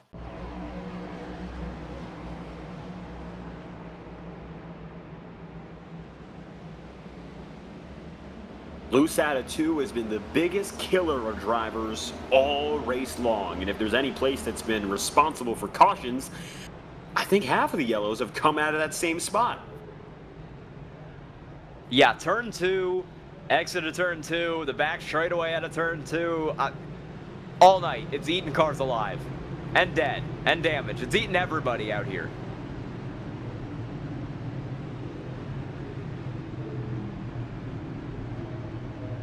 We're going to have pit stops here from a lot of cars, most notably the ones at the back who are involved in those accidents. Roland Collette in the 9 has opted to play a little bit of strategy and come down here. He is joined by Best, Huff, Brown, Chavez Esri, Lark. Looks like those are it for the cars who are coming down. And Bradley Knopsnyder, but he is 10 laps down.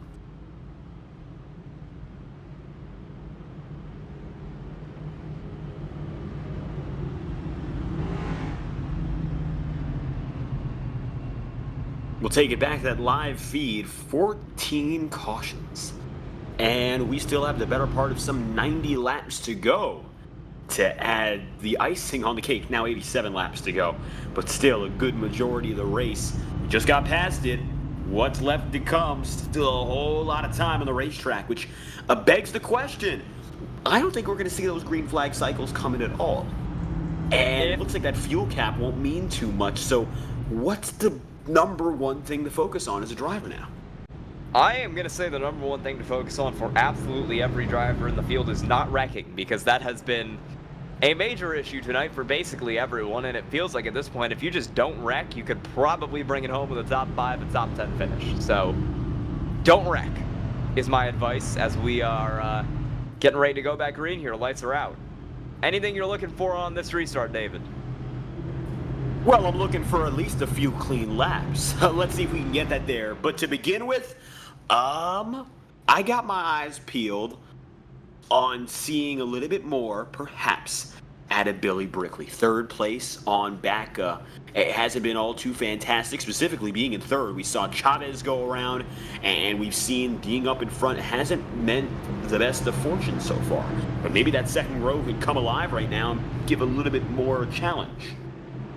Yeah, we'll see what they can do here on this restart. 85 to go as we get back rolling once again here at New Hampshire. Pace car is in. It's Baxter. It's Duggar. The green flag is back out for the 15th time tonight. We're rolling at New Hampshire. And we're already getting a bit out of shape there. Someone way down in the apron further back. That is not Snyder having a bad time, but we will continue on clean and green for the moment. Great jump for Baxter. He is well clear of Alan Duggar right now. Brickley sits back in third. Carpenter's got it up to fourth. We're side by side for P5. Burchett is all the way up, almost in the wall here, trying to work around Kurjalak. That line does not work. He'll drop back to fifth across the start-finish line. Kurjalak pulls P5. Trevor Baxter maintains a quarter of a second. The top three stays as it was to get the ball rolling. Michael Kurjalak head-to-head now in the bottom part of the top 10. It's going to be closer. Not dicey just yet, but it is definitely closer. Joshua Switzer has gotten back up to 8th. Switzer has had a days of highs and, up to the high side of the track as I say it. Caution 15. Michael Kurjalak in the 41 backwards, and he has towed, so he might have had enough for the night in that 41 car. Let's see what happened here. It's Michael Kurjalak in the 41. That is the car that ended up backwards here to bring out the yellow. And Burchett got loose up the track, and Kurjalak hit him and overcorrected and torched the nose of that car.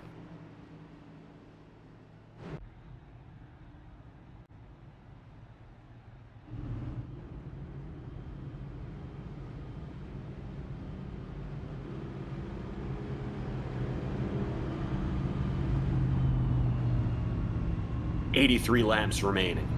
We'll get the ball rolling again, and it's become a predictable race, but at the very same time, it's predictable in its unpredictability. Who's been involved in cautions, who's gone down a pit road.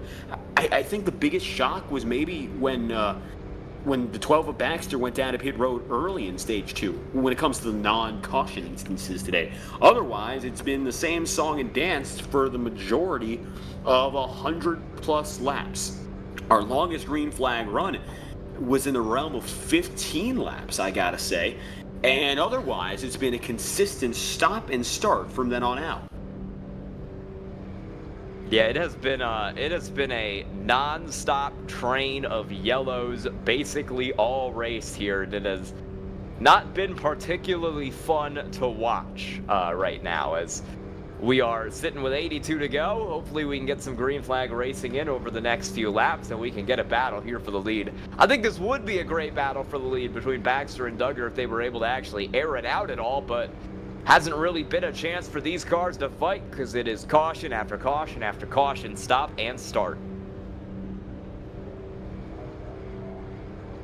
1 to green this time around. Once again, thank you to our friends at the Kinetic Gaming crew who are helping out with sponsoring the coverage of the Door Racing League. Visit kineticgaming.org to learn more. We had some of their drivers racing earlier in the going, including Nate Pollard, and we sincerely appreciate their support in bringing the action to you on Maconi Entertainment. 81 laps to go, and while today's been a little bit more of a stop and start than anything else, there's still a lot of time to go, and we could get some good racing in. Don't count this field out. They've given us, of course, the better part of 30 great races so far. Even with some stumbles today, the job is far from finished. 80 laps to go when we go green. The field will be in the hands of the ever-controlling Trevor Baxter on his pursuit of win 14. Yeah, we will see if Baxter can get win 14 tonight. We will see if Duggar from the outside lane can fight back to grab win a number 4 on the season tonight. It's all up for grabs as we hit the green flag, and we will see. Great jump for Baxter to clear Duggar into turn 1. Brickley and Burchett continuing to battle right here for 3rd and 4th as we roll out of turn 2. Side by side, it's going to be toe-to-toe now, just outside and beyond where Switzer is. That's Nesta, Collette and Company. Hugh Brown in the 35 as well. Right alongside each other, briefly 3 wide, no dice. Now Brown remains on the bottom. It's a little bit closer again as James Nesta gets up to P6. Nesta trying to fight his way up through the field here. Haven't seen him up at the front too much tonight, but he's trying to make the moves now. Started back in 15th, running P6. I'll tell you what, how about Joshua Switzer in 5th? We've seen him in about 3 or 4 accidents tonight, and yet he's still got that car rolling just fine up inside the top 5. Really shows if he can go a few laps without getting in an accident, you can have a really great night out here. Well, the caution's flown once again. Ooh, number 16. Chavez S3. Second of the day for Chavez, and this time not from the front of the field. Oh, that one's going to hurt. Yeah, we'll get a replay on that, and we will see how that shook out ultimately.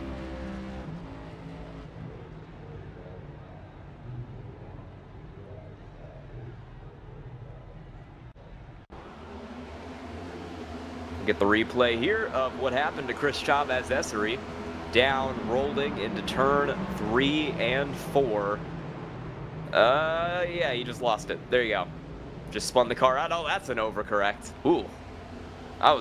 Could have been a lot worse there. Could have been a lot worse.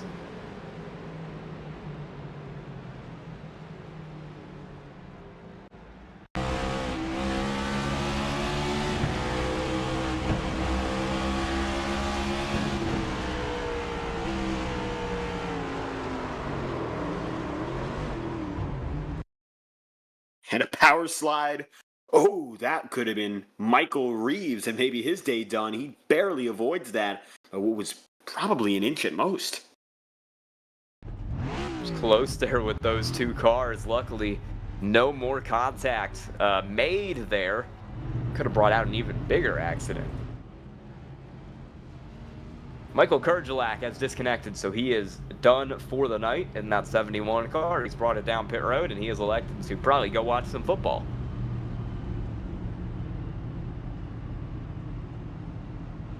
That leaves us with on the lead Go lap. Birds.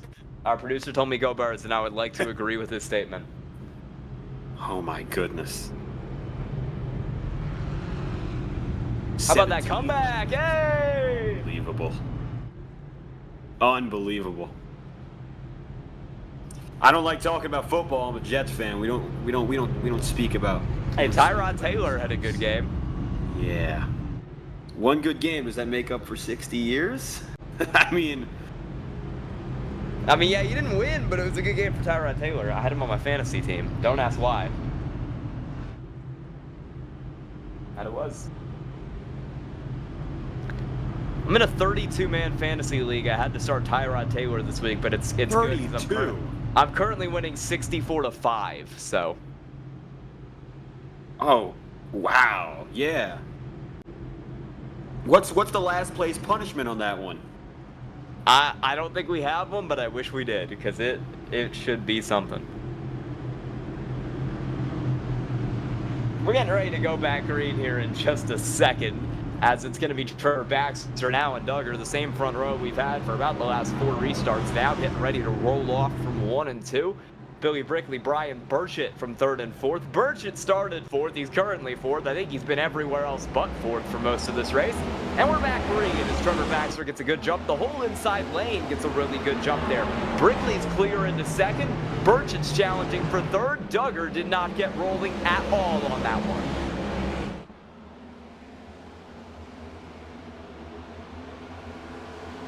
For 2nd place, got ourselves a battle again.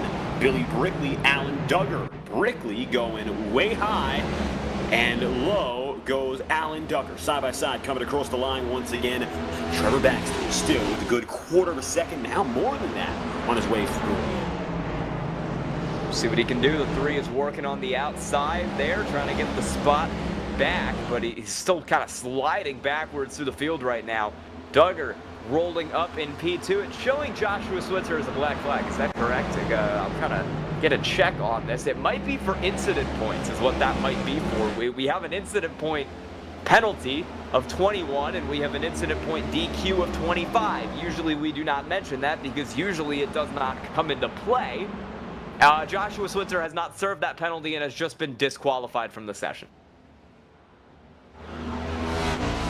So bad to worse to actually good again for a couple laps to worse for him, as he will be DQ'd and he will not finish tonight due to not serving his black flag for acquiring too many incident points with 73 laps to go. First to experience that tonight, though? Well, we've seen him looped about 4 times now. He was having a rough race, just contact from everybody, contact with the wall, contact with the kitchen sink, contact with a popcorn vendor. It was a bad day for him, but that would be the end of it all. Now we get big contact. It's a track one that takes it up and down. Parking lot. That's the biggest one we've seen all night to bring out I've lost count at this point. I think it's 16. It might be 17. I think that's 17. Hugh Brown around and a couple others with him. Nobody is safe tonight. This is not ideal, to say the least.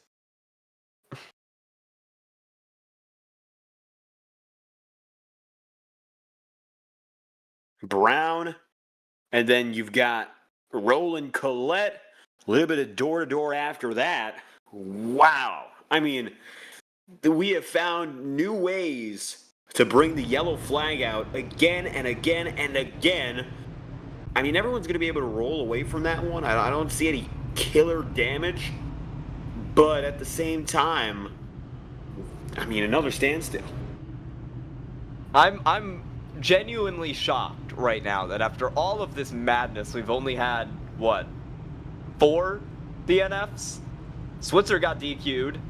Kerjalak just opted to park it instead of running the rest of this race. And then Pollard and Orr have, were out early with some big accidents of their own. I think Terry Orr also might have just decided he was done. Nate Pollard, with that engine explosion on lap 11 that sealed an end to his night and probably saved him some time in the long run.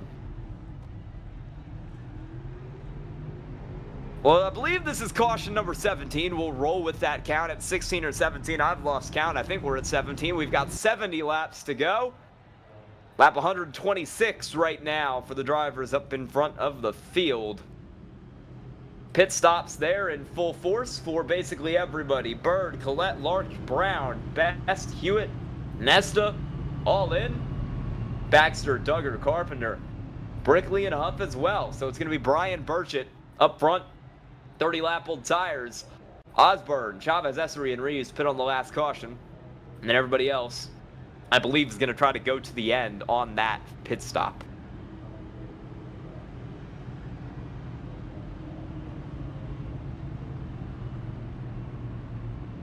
We're coming up on the point where, technically, by the numbers, a pit stop now could be the final pit stop for driver's day. Based on what we're seeing, I think that's very unlikely it's going to happen. But it is technically possible, so keep that in mind. The numbers are lining up where from 69 laps to go on down, a driver could, in theory, stretch it and go the distance. Being a holdout off of pit road hasn't been very successful in the slightest today from what we've seen, but that is a possibility. We might see someone try it. If we've seen everything else tried to this point, that also is in the realm of possibility. I think just with the amount of cautions we've had, that these drivers will be fine, but I mean, we'll ultimately see how it has to shake out. If we do get a green flag run, they might be in trouble, but the pace of the race has said that might not happen. Burchett jumps back off. We're back green tonight. Chavez, Essery, and Tommy Osborne going from 2nd and 3rd.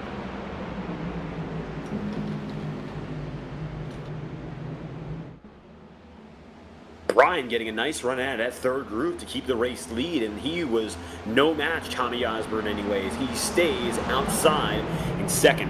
Chris Chavez is back to where, of course, his highest spot was in 3rd, and he gets by Osborne this lap to go up to P2. 3 wide with Michael Reeves there. There's still 3. It's the longest that any group has held at 3 wide, and they're still at it into 1 and 2. Oh, it's risky. You don't want to see them clamp into each other, but it's still very possible. Big playoff drama here. Roland Collette came into this race 3rd in the playoffs, and he has quit out of the session, so he is done for the night in that 9 car, and he is he's going to be done for the night, and that will really hurt him in the playoffs here right now. Here comes Trevor Baxter. He's up the inside of Tommy Osborne. He's got 3rd back. Danny Carpenter in the 28 is going to try to follow him through.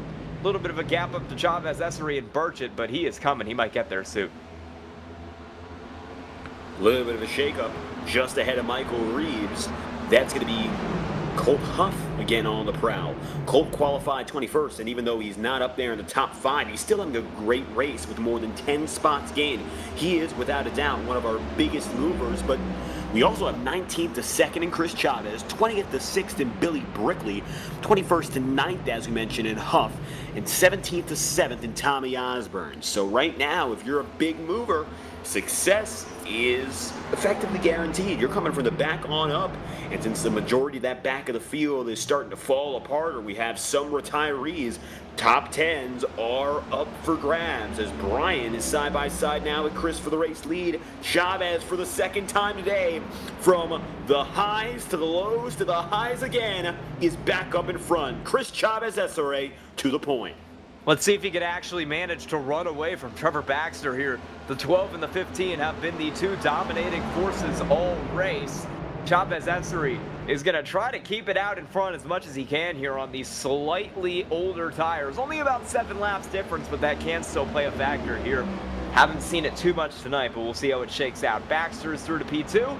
Duggar will get through to P3 as Burchett, who is on 30 lap older tires, is having a much worse time up there in that 3 car. I wonder if he's trying to flip it and maybe pit later in the stage here to get a better run to the end. That'd be an okay strategy. With the rate of cautions we've seen, I'm not sure how good it is. Brian now going to be skating to the high side as here comes Alan Duggar chasing Trevor Baxter again. And the perpetual cycle of those two going at each other continues. There's the number 12 of Baxter getting ahead of the 15 of Duggar. Second and third, they maintain. Brian now falls outside of the podium as the two who have been fighting for stage wins all night long are at it again.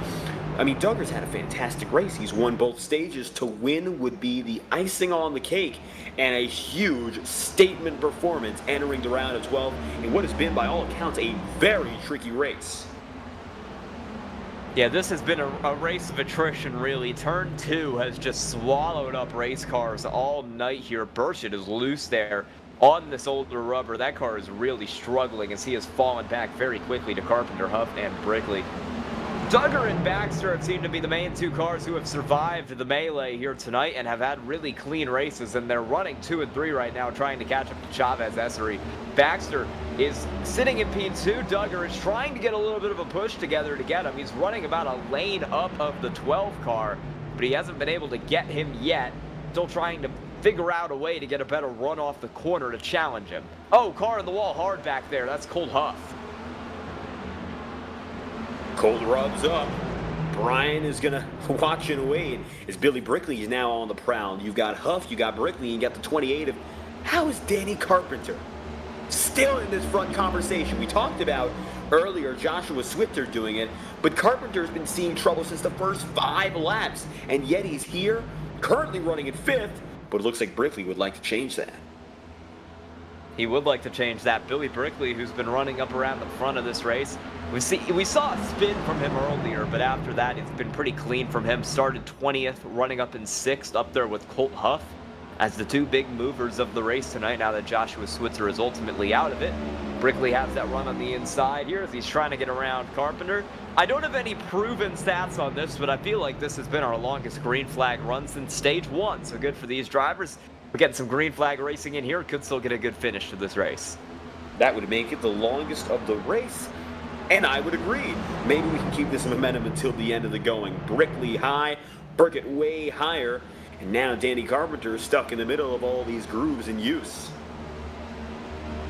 Battle for the lead going on here. Battle for second as well, because Duggar has gotten up to the outside of Trevor Baxter right here for P2 as Baxter tries to reel in Chris Chavez Essery for the lead of the race. Essery is loose up there, having a moment. That'll expose his inside to Trevor Baxter right here. Some near contact between those drivers. Baxter keeps it down and has to back off to avoid it. And now Duggar is right back on the outside. I think if Essery wasn't there, Baxter might be able to have the spot. For Duggar, now it's risky dealing as he gets by Trevor Baxter. He's going to have to deal firsthand with the number 4 of Chavez. And that's risky because if these two drivers end up making contact, then you might just see the issue of the third driver getting by the both of them. A wreck for your top 2 would be race changing. For Chavez, he rebounded. And there's the caution. Once. Oh, there it goes. It's 18. Stephen Bird and James Nesta are wrecked on the back straightaway. Huge hit for the 14's front end. Wow. We will see what ultimately caused that here. Stephen Bird with some pretty heavy damage. Looks like James Nesta took a pretty decent hit as well on that one. We will figure out the exact cause of that here on our replay before too long. Nesta's got some really heavy damage on the left side of that car, and as I say that, a piece of his fender has just completely flown off it. That is not ideal.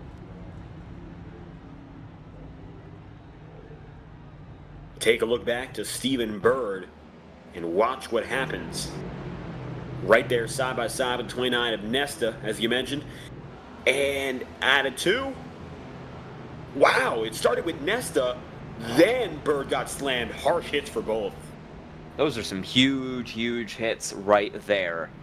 Well, we're back under caution for, I believe, the 18th time tonight, and we will, as we're going to get some pit stops here first. It looks like Alan Duggar and everyone behind him have come down. Trevor Baxter, Colt Huff, Danny Carpenter are the 3 drivers who have stayed out. Everyone else coming down pit road, and ultimately it looks like that was a pretty decent strategy call for Brian Burchett, who's going to join these cars out here. I wonder if this will work out for Baxter, staying out while Duggar and everybody else comes down.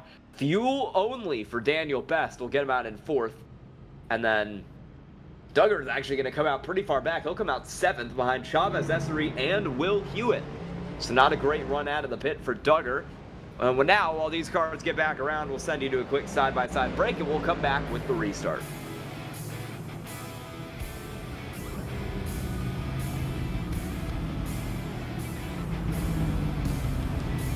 When you want to be the best, you can't settle for the rest. For anything on iRacing, there's just one name you need, Maconi. With the launch of Maconi Entertainment and Maconi Competizone alongside Maconi Setup Shop, we now provide the best of the best in setups, paint schemes, coaching, broadcasting, and event organization. With cars across all 4 license classes, we have what you need to hit the track with confidence. Grab a subscription and save money while going fast at MaconiSetupShop.com/subscriptions. And remember, at Maconi Setup Shop, there are setups, but your victories.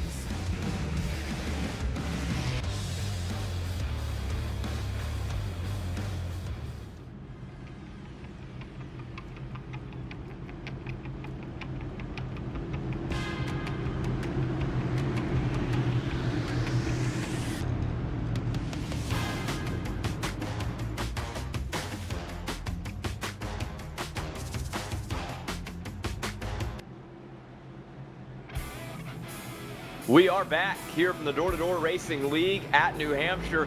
We're getting ready to go back green. Huge jump there for the 12 of Trevor Baxter up front. And then it'll be Colt Huff, Danny Carpenter rolling side by side behind him. Daniel Best, Chavez Essery, and then here comes Duggar trying to make a run on the inside here through 1 and 2. Oh, problems at the back. Michael Reeves at a big moment down there. We are almost 4 wide back here. We've got Duggar trying to get to the inside of the 3 wide train of Carpenter Essery. This might not end well for the 5 of Daniel Best, who's been shoved all the way up into the outside wall there. That was close between those cars. Carpenter now all the way down on the inside as we stayed 3 wide. Duggar to the inside of Billy Brickley. What's going to happen here? Looks like Duggar gets clear. He's sitting in 5th. All 13 drivers on the lead lap, at least for now, sit single file. That'll change fast as Alan Duggar gets to the inside of Daniel Best. Best gets up on the wall briefly, and so does Billy Brickley. Both of them fall just out of there. And Roland Collette is going to be your newest retiree on the day. That's the way it's been, as, of course, now you only have Baxter and then Alan Duggar head-to-head in the points. Daniel Best is fourth in the standings, mind you. He's had a solid day, now running inside the top 5. Maybe the end goal now is to at least get one more spot out of it, while Chris Chavez has returned to the top 3. Chavez runs the bottom step of the podium, but he might be able to put the pressure on Colt Huff here. Huff is 21st to 2nd, and back to the highest spot he's been in all night long. Oh, Chavez Essery almost turns Colt Huff. He does turn Colt Huff. Will stay green. I don't think Colt Huff is going to be very happy about that one because he will go all the way to the back of the field here, falling outside the top 10 to P12. Disaster for that 08 car. We have our second incident point black flag of the night, Stephen Bird, who I don't think he's going to get it out of the pits for the damage he has, but he does have one right now. Now we got more battles. Billy Brickley to the inside of Daniel Best. That's looking for P3, and it looks like Billy Brickley will get that passed up. With 48 laps to go and the amount of cautions we've had, very unfortunately, it looks like one driver has to be the sacrifice. That is exactly what you just saw right there. We're going to remain green. Maybe we're not going to remain the rest of the way. But either way, now we can finally maybe consider going more than 20 laps under green. We have just over 10 drivers left on the lead lap. It would be the shock of shocks if we don't get the rest of this one, or at least most of it, in green flag conditions. Stage 2, and of course the first stage of, well, a lot of this run under pacing, but we have to get these drivers some time to compose themselves at pace. Baxter has now finally found himself some clean room, and Alan Duggar, much to his dismay, is more than a second back in this situation. Oh, there's the caution. That is Chavez Essery and Daniel Best, and they are very unhappy at each other there. We're gonna have to take another look at that one. Total destruction for both the 4 and the 5. That's your 19th caution. Was it worth the hassle? Let's find out what that was. That is a interesting one there. It was a huge send for Essery. Best came down, and then looks like they just kind of got stuck together after Essery got loose, and a huge hit to the outside wall for both of those cars. And that is going to maybe not end the race of Chavez Essery, but it'll certainly put him quite a few laps down with the damage he sustained there. Oh, Chavez loose. And the back end of his 4 caught the front of the 5, and there's nothing you can do in that case. Both drivers rocket up to the front of the circuit, of course, to the top of the circuit. Whoa. Split the middle. Who was that? I think that might have been Michael Reeves right there. Both drivers were pulling all the way to the left. The issue was when Best on the outside was pulling to the left, he was just pulling into the quarter panel of Chavez Essery, and it was sending Chavez Essery even more to the right. Not really anything you can do in that kind of situation. And everybody, except for some of the cars who pit last time, is back into the pits here. It looks like it'll be Duggar, Burchett, and Osborne staying out, along with Colt Huff as everybody else comes in. So we'll restart with about 42 laps to go here. All right, so we're about halfway through this final stage. A little bit more past halfway, in fact. And a great wreck avoidance. The driver who split the middle there, was it for certain Michael Reeves? Or was that someone else? Because that was inch-to-inch perfection, not being clipped on both the left or right side. Danny Carpenter back on the way here. Carpenter might be in the cards for a top 5 finish after all. Take another look at that. Who was that? We'll be clear on that here. It was not Michael Reeves dodged him to the bottom. That was Colt Huff who slipped through the middle in the 08.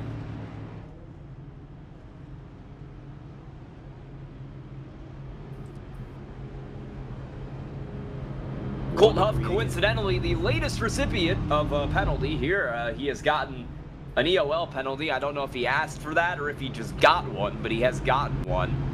Daniel Best has also received a black flag. I believe that is for incident points.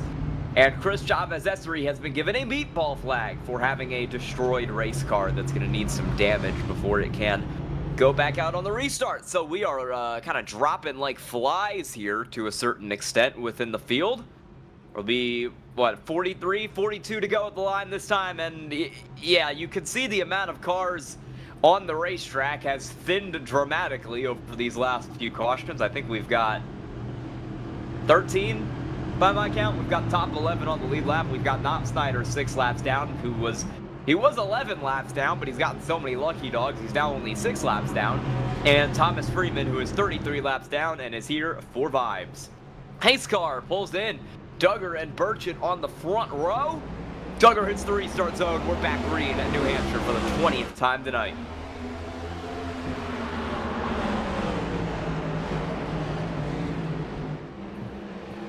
Into 1 and 2, no problems for the field. Once again, a huge lead off for Alan Duggar. This time, Duggar gets the better of the back and forth, setting Trevor Baxter back behind for P4. Up high, Danny Carpenter. Is that going to be 4 wide?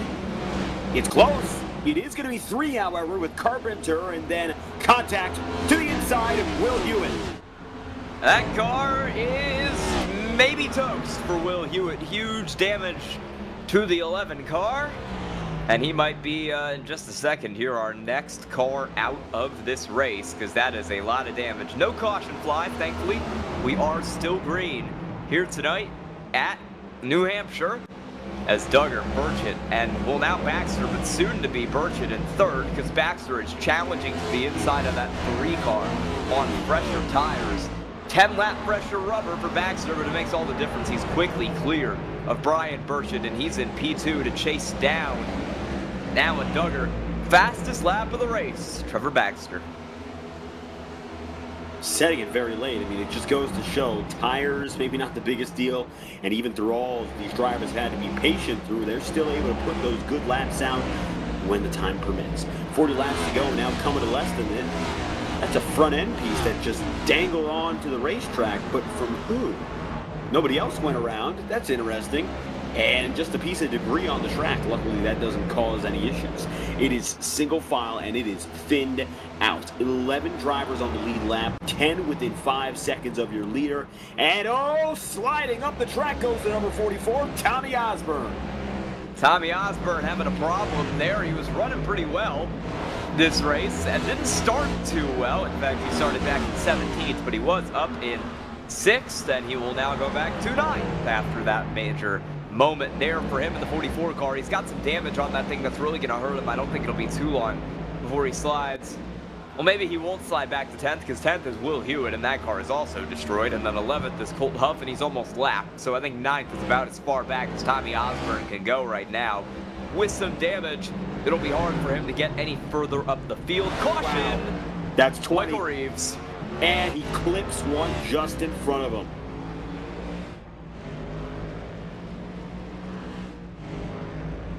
Two cars. We'll get a replay on that.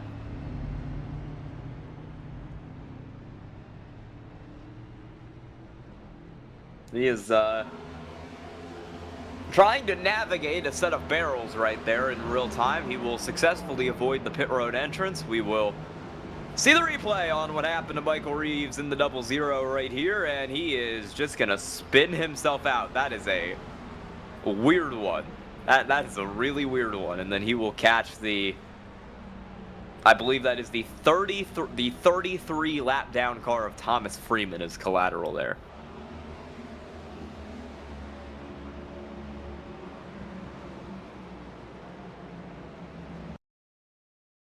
He looked Was good this at the a end of shifting the issue? What happened here? That thing just went. It was a weird spot for it to snap, too. I'm gonna have to see what happened there to Michael Reeves to take him out.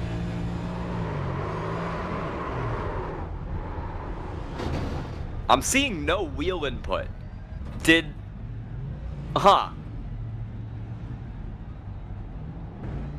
he have like an equipment malfunction? Because from the time he starts to lose it to the time that spin ends, there's basically no wheel input outside of what would have come out of just like the wheel kind of moving itself with force feedback. Did he have some kind of issue that... I don't know. I'm putting money on he had some kind of equipment issue that caused that.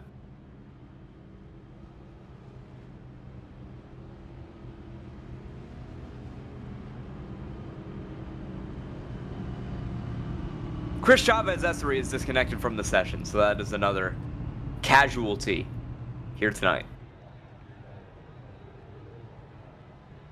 And Michael Reeves has been hit with a black flag. I believe that will also be for incident points. And then there were 10. So we still have double digits on the lead lap, but now we do. It's the last opportunity for that with 10 drivers with us and only 12 drivers within 10 laps of your leader. Brian Burchett is running sixth. He has made 13 pit stops tonight.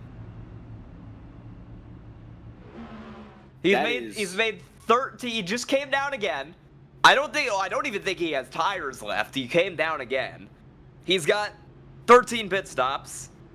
Carpenter and Hugh Brown have both been in 7 times. Notably, you only get 5 sets of tires in the pits for this race. And then Hewitt and Lark, 8th and 9th, have pit 11 and 10 times respectively. I'm more surprised he's gone in for more than half of our cautions. That's pretty hard to do with 20 on the table. I think a pace car has led the most laps here tonight. When we finish this race, it might show Alan Duggar, but that does not tell the truth. It has been the pace car. We're back green for Alan Duggar. He will try to lead more laps than the pace car here on this run as we have, what is that, 7 cars, 6 cars up here actually racing? Ooh.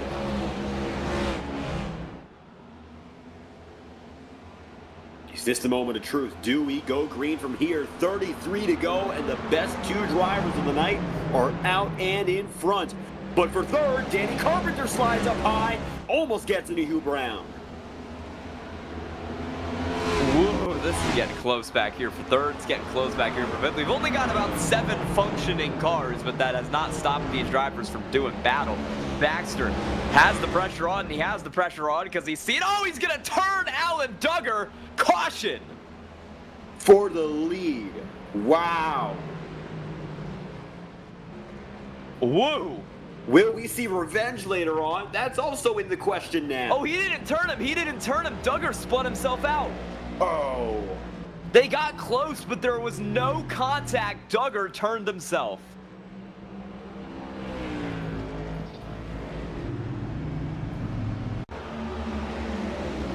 Tension at the head of the field, but it looks like, as close as Baxter was, nothing.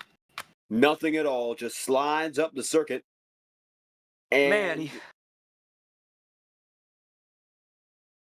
Baxter gets more damage out of that, actually. I mean, the tires are gone there for Duggar, yes, but you saw Baxter rocket up to the outside.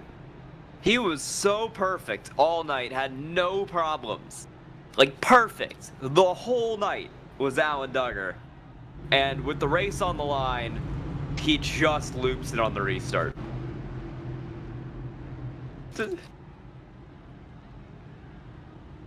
That is your 21st caution of the day. With 30 laps to go. We'll go green with about 28, it looks like. As Duggar comes down to pit road, he'll be with Thomas Freeman. Freeman might be able to get himself a top 15 finish, by all accounts. I mean, he's out here for points. He's very clearly just hanging out here trying to get points, and hey, it's working for him.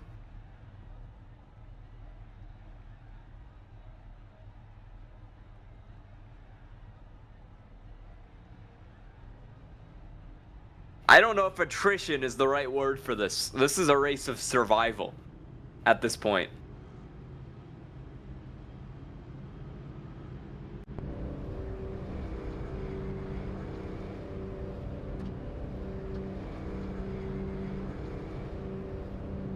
We got 2 cars in the pits. It is Lark and Hewitt in for their 11th and 12th pit stops respectively, and they are both just trying to fix damage on those cars. We have 9 on the lead lap. This race has had so many cautions that Bradley Knopfsnyder has gone from 11 laps down to 4 laps down. He could still get back on the lead lap here. Do not count out Bradley Knopfsnyder. At the rate we've had problems and cautions, that could happen. And I think Bradley's going to get up to 2 laps down. I don't know about the lead lap. I don't know how it would feel if it happened, if Bradley got back on lead lap. Because it's possible, but it would still be a shock with the amount of time we have left. I'm going to set an iRacing record for most laps down while still getting a top 5. That is... He could do it.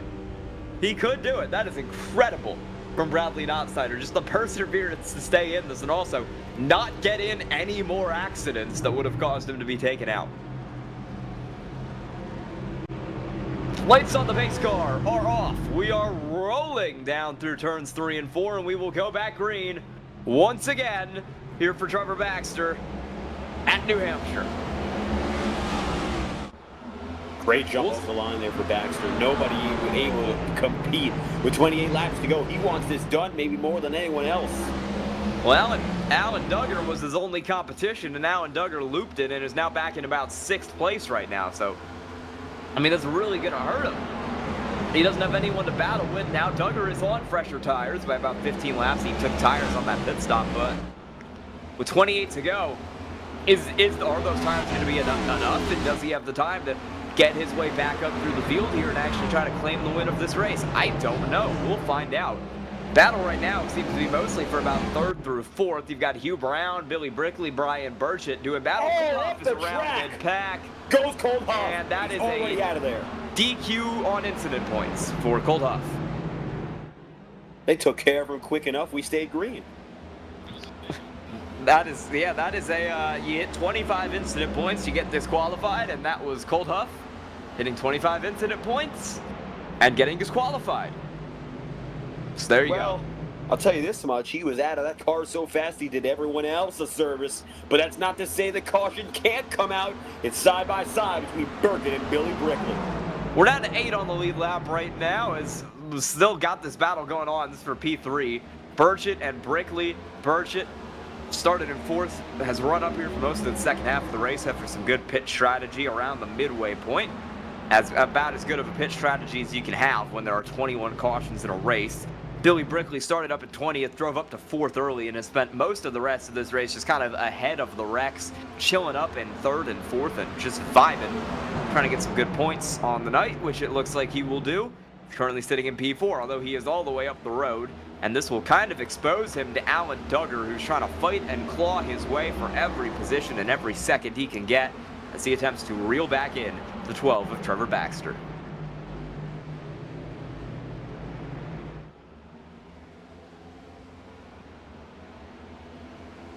Peeling out. It's a slight movement there from Billy Brickley. Brickley has been on the cusp of the podium all night long. I don't think he wants to give this one away. Meanwhile, there is Alan Duggar, and while Duggar got shot back behind, it looks like for him to settle, well, he won't. He's up there now in the mix side by side, briefly with Brickley. He's got to peel it back again to 1 and 2. Top 3 is still not a guarantee of who's going to make it in, while Baxter has the advantage. Ooh, crossover there. Inside, here comes Duggar. That's for 4th. Still doing battle up here. Duggar is going to try his best to get his way back to the front of this lead. Led 89 laps in this race, not including the pace car in that number. Baxter has led 59. Brown and Burchett sitting between him, 2nd and 3rd. That's who Duggar needs to pass if he wants to get back up there. Single file for that top 5. Single file for the entire field now. We've said it before, but is this it? I mean, I can't imagine any other way we're going to see yellow flag come out unless they get tightened up again, which is going to become harder and harder now. You've got fewer drivers to contend with. The groove seems to be well defined. By all accounts, tires are now beginning to get that wear in. There's not a lot left on the table. Who's going to try to find it, even if there's more difficulty in going there? 20 laps to go coming up next. The tail end is here. Duggar is not going to give up here. I can tell you what, he's had one of the fastest cars all night. He is on better tires, which is going to give him a little bit of the advantage here. He is not going to give up. He wants this win. He wants to catch Trevor Baxter. He's already led the most laps. He's got that secured out of any human driver out on the track right now. But with 20 to go, we might have a chance to get a green flag run here and for him to catch Baxter. And if we don't get a green flag run, if we get a caution, well, that only brings him closer. Big dive for Duggar up the inside of Brian Burchett for P3. Can he get clear off the corner, or will Burchett continue to fight back? A little bit of a wall scrape back there for Billy Brinkley, but Burchett makes it out clean, and they continue to fight. Alan Duggar just entering 4th place. Only going to get it by Burkett by the skin of his teeth, but now that means the podium is in the cards all over again. Hugh Brown has been the only driver to keep Trevor Baxter within a second in his final stretch. And with 19 laps to go, if we even go just this distance from here on out to the end, that would be the longest green flag run of the day, let alone the about extra 10 that we've put on so far. At long last, we've gotten relief from what has been a 21 caution festivity. And now, it's all about finishing it out strong. The best have remained, those who have stayed out of trouble, and they get to celebrate that fact. To the inside, Alan Duggar surges. No competition, he'll take 3rd, all by his own means. Big move there for Duggar, and now his sights are going to be set. 1.3 seconds back of Trevor Baxter. Can he get him? Does he have the time to get him? Does he have the tires to get him? Does he have the pace to get him? We will find out. Now that Duggar is in some clean air here and he doesn't have any more cars to pass, we're going to get a better lap time comparison between these two. When we cross the start-finish line this time, we'll see if Duggar is gaining what he would need in order to get the pass done. It looks like he's gaining a pretty decent amount of time here, almost about 2/10 that lap. We'll confirm that as we cross the start-finish line. Duggar 2.5 tenths up. He's got speed. He's pushing all out.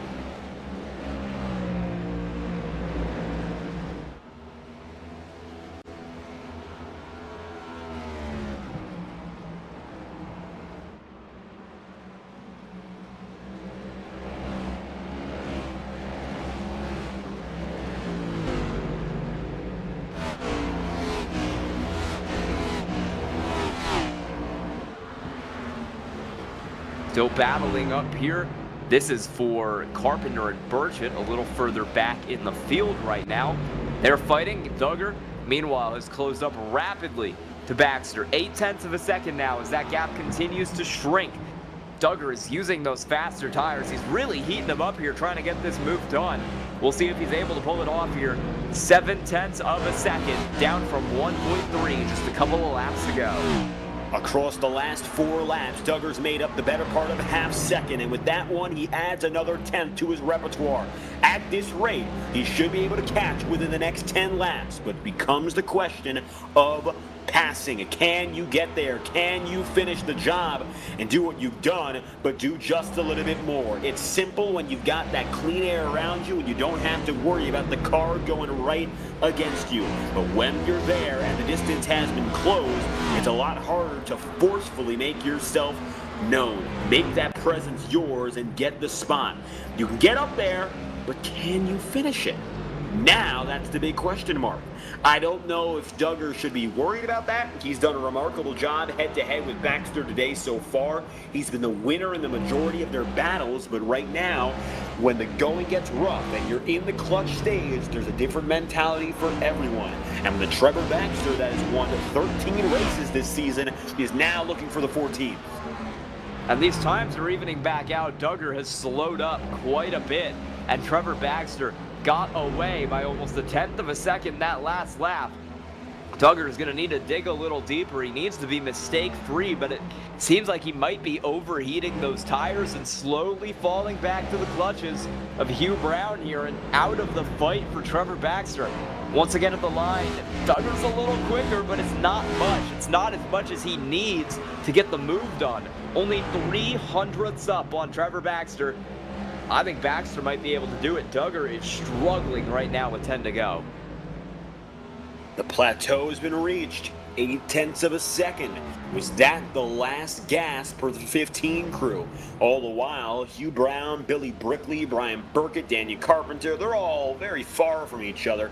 It doesn't seem there's much concern or consideration for the battles that they're in, so they look to be pretty much settled out. 10 laps, hard charger for tonight. Not an easy hard charger for tonight. Not an easy accolade to achieve, and he really had to work himself over to get there. But it looks like now that's been 10 laps down with Bradley Knopfsnyder hanging out back there in ninth, getting some decent points out of this one. Duggar a little bit quicker, gaps at about 6/10 of a second. We'll see if he can get there. Right now, he's looking like he might be able to. Well, actually, Baxter's going to have an electric run off the corner here, and that'll hurt Duggar's ability to close a little bit faster. 1/2 a tenth of that time, but he needs to go quicker. 1/2 a tenth is not going to cut it. 6.5 tenths now is the gap. I mean, he's been able to make up about 1.5 over the last 5 laps. That's not a rate of success. It's better. It's better than Trevor Baxter, yes, but is it better enough? No. Simply put, in this situation, he doesn't have enough time nor the pace. At the rate he's going, with 6 remaining, that is not going to be acceptable to make the move. No, it's not. He needs more, but I don't think his tires have more in him. He's really pushed them hard, even though they're 15 laps newer. He had to fight through some traffic, and I think he just kind of overheated him. And as the corners wind down, the laps wind down, you see him taking these huge bites out of the corner. Big lunges down to the bottom as soon as he can get there. And while those are good on entry, they're really hurting his ability to get out of the corner, and they're really hurting his run down the straightaway, which is what is letting Baxter continue to get away. 7/10 of a second now. The gap is only extending for that 12 car. Ever the calm and collected, the winningest of the winningest. 14th win is on the horizon. 22nd top 5 and 23rd top 10. Keep that in mind. He has finished in the top 5 21 times, and in only one top 10 finish, he has sat between positions 6 and 10. Over a full season of racing, that is an unbelievable marker to hit. And he's got more than half the wins in his starts. Over the entirety of the season, he's gotten about 50% of the victories as well. Trevor Baxter is in a league of his own, and he has proven it time and again.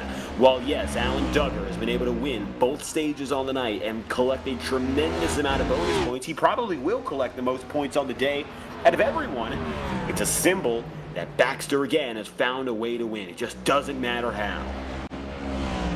1/2 a second separate these two cars still with 3 to go here at New Hampshire.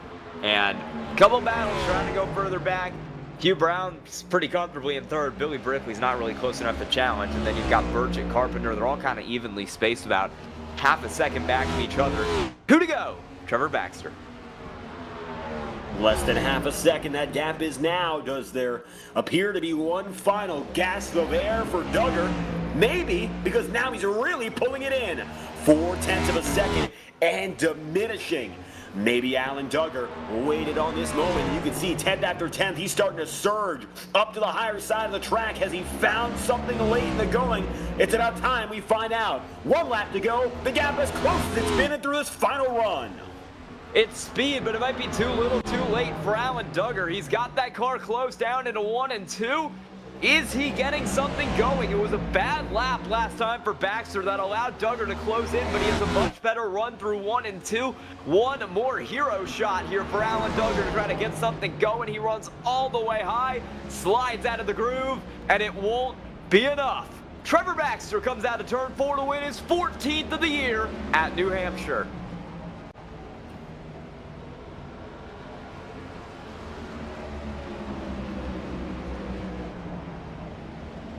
To open up the round of 12, the 12 car wins its 14th. The numbers on this team, Baxter just levels ahead, head and shoulders on all the competition with 21 cautions. I think that's going to be the season high, bar a catastrophe. Trevor Baxter will get to burn it down here. in victory lane. And we will, in just a second here, take a quick commercial break, and we'll have interviews with your top 3 when we come back. Stay tuned.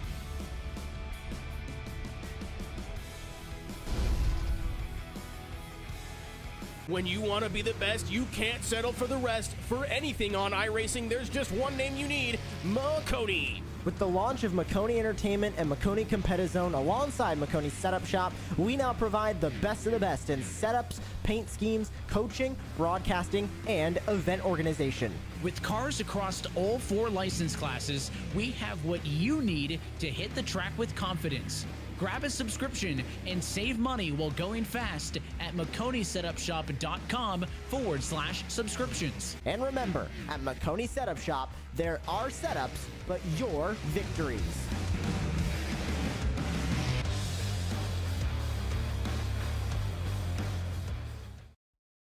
Racing isn't easy, but experiencing it is. iRacing puts you in the driver's seat with the industry's leading sim racing game.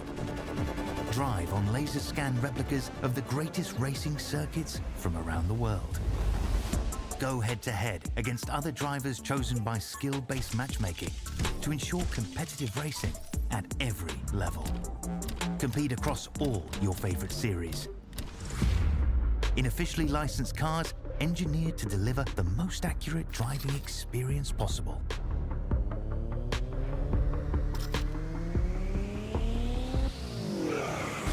Join a race or host your own with players from across the globe. Race against the computer or in a league with friends. Feel the thrill behind the wheel. Visit iRacing.com.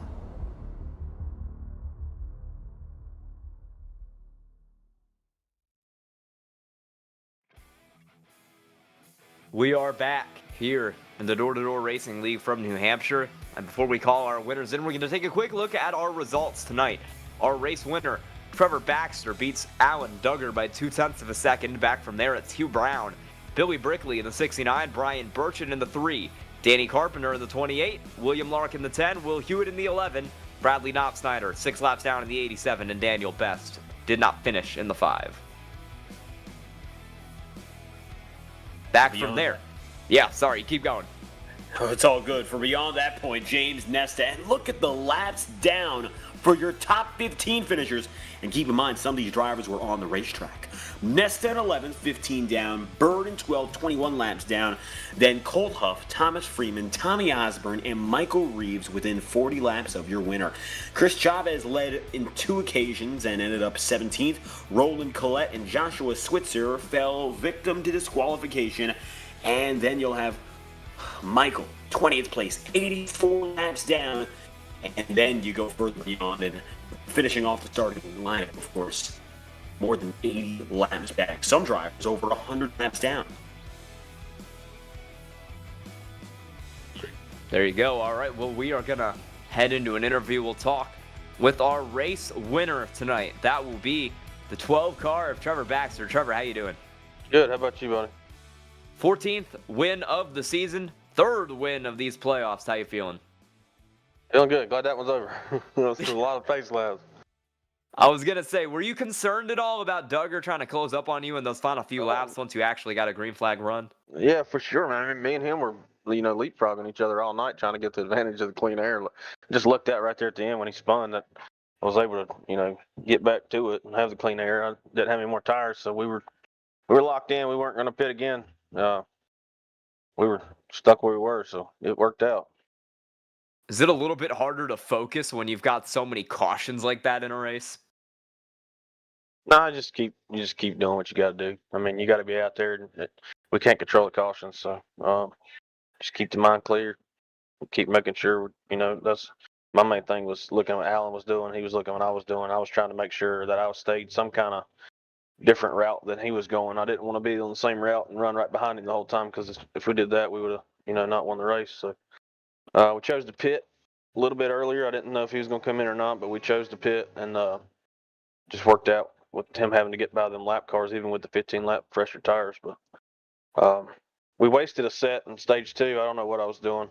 I was trying to just leapfrog and get back to the front if the cautions didn't come out. But it was wild. I don't really remember half the race, man. It was so long. It was just back and forth with cautions, so it was wild. But still good battle right there at the end. I mean, that's always fun. I knew Alan was coming.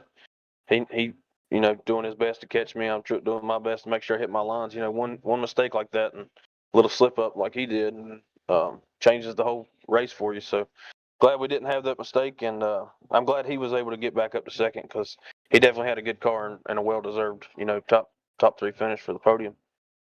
All right, anyone you have to thank tonight? Yeah, SBR Motorsports, all the guys over there.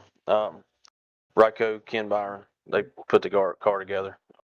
Can't ask for more car control than they can put with the setups they build. So they're smooth, they're fast, and they're dialed in. We appreciate what they do. So without them, we probably finish mid-pack or back-pack. So shout out to them. Shout out to y'all for doing the broadcast. Putting up with those 20-some cautions we had. I know that's grueling up there in the booth, just like it is in the car. So appreciate y'all sticking in there and doing it for us. All right, congrats on the win tonight, Trevor Baxter. Yep, thank you all. You have a good night. We're going to throw it now down over to David. He will be standing by with our second place finisher, Alan Duggar. Alan with us in the broadcast booth here. Even though it's not a win, it's a second place finish and sweeping the opening 2 stages in what was still a very productive opening to this round of 12. Alan, how was it out there? It was pretty good. Had a good car all night, fast car. Was able to I could probably squeeze a win out, but just didn't have it there at the end. Now, first and foremost, for your strategy call anyway, it all began with winning those first 2 stages. How was it for you getting those bonus points, and how did you approach those stage, of course, deadlines to make sure you were there at the end? Yeah, I'm always going for stage points. For me, anyways. As long as I get some stage points and have a good finish, I really try not to really push the issue as I did earlier and self spun. Um, but was able to come back up there with a second place finish. And by all accounts, a great performance when it comes to not pushing the issue and just getting there to the end. 21 cautions on the night. Was it more difficult for you to adapt to the short run? Because it seems like late in the going, you might have had something there for Trevor if you just had a little more time. Yeah, the short runs is a little difficult to me because I don't do a bunch of crazy stuff on restarts and stuff, and I try not to push the car over the edge too much. I'm particularly better on the longer run, but wasn't able to get that longer run like I was expecting tonight. So it is what it is. Opening up the round of 12 with a podium finish and some great bonuses, of course, to end with. Alan Duggar, if you have any final shout-outs you'd like to send, it's all yours.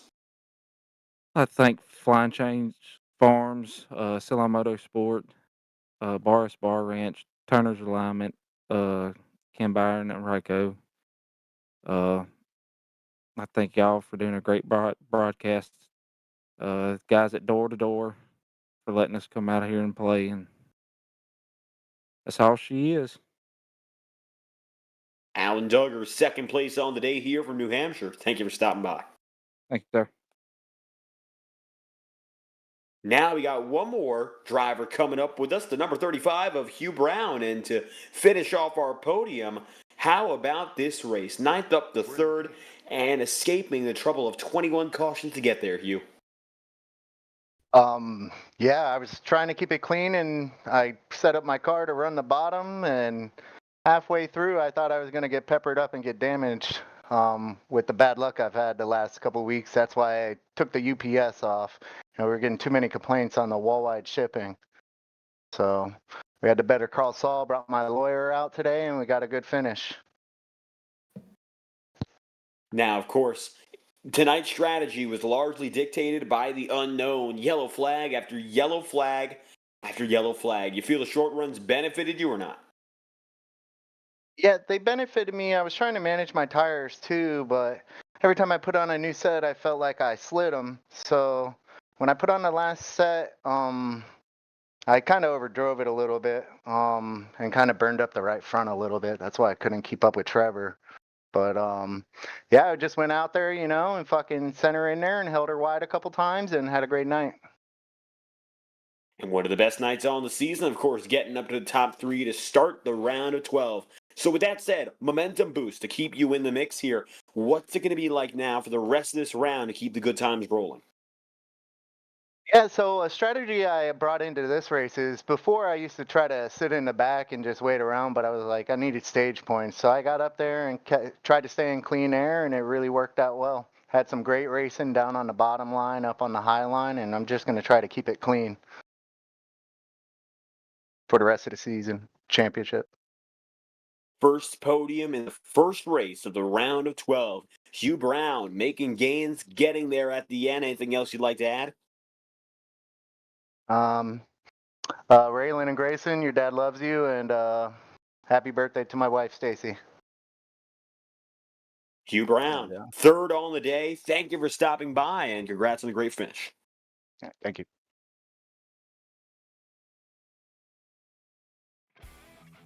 Now with your top 3, you've spoken to them all, from Brown to the 35 up to your winner in Trevor Baxter. What a race that was. That was definitely a race here in the Door Racing League. It was a pretty good finish once we got past the problems in the middle of the race. I think stage 3 ultimately wound up pretty good, and we got a good battle for the win there at the end. Coming up next week in the Door Racing League, we'll be at Kansas for the Kansas 261. We'll be doing 174 laps there. In the middle race in the round of 12, same time, same place next week, once again on Maconi Entertainment. For David and Christian up here in the booth with me, for everyone at both the Door Racing League and at Maconi Entertainment, make sure you like and subscribe to Maconi, and have a great night.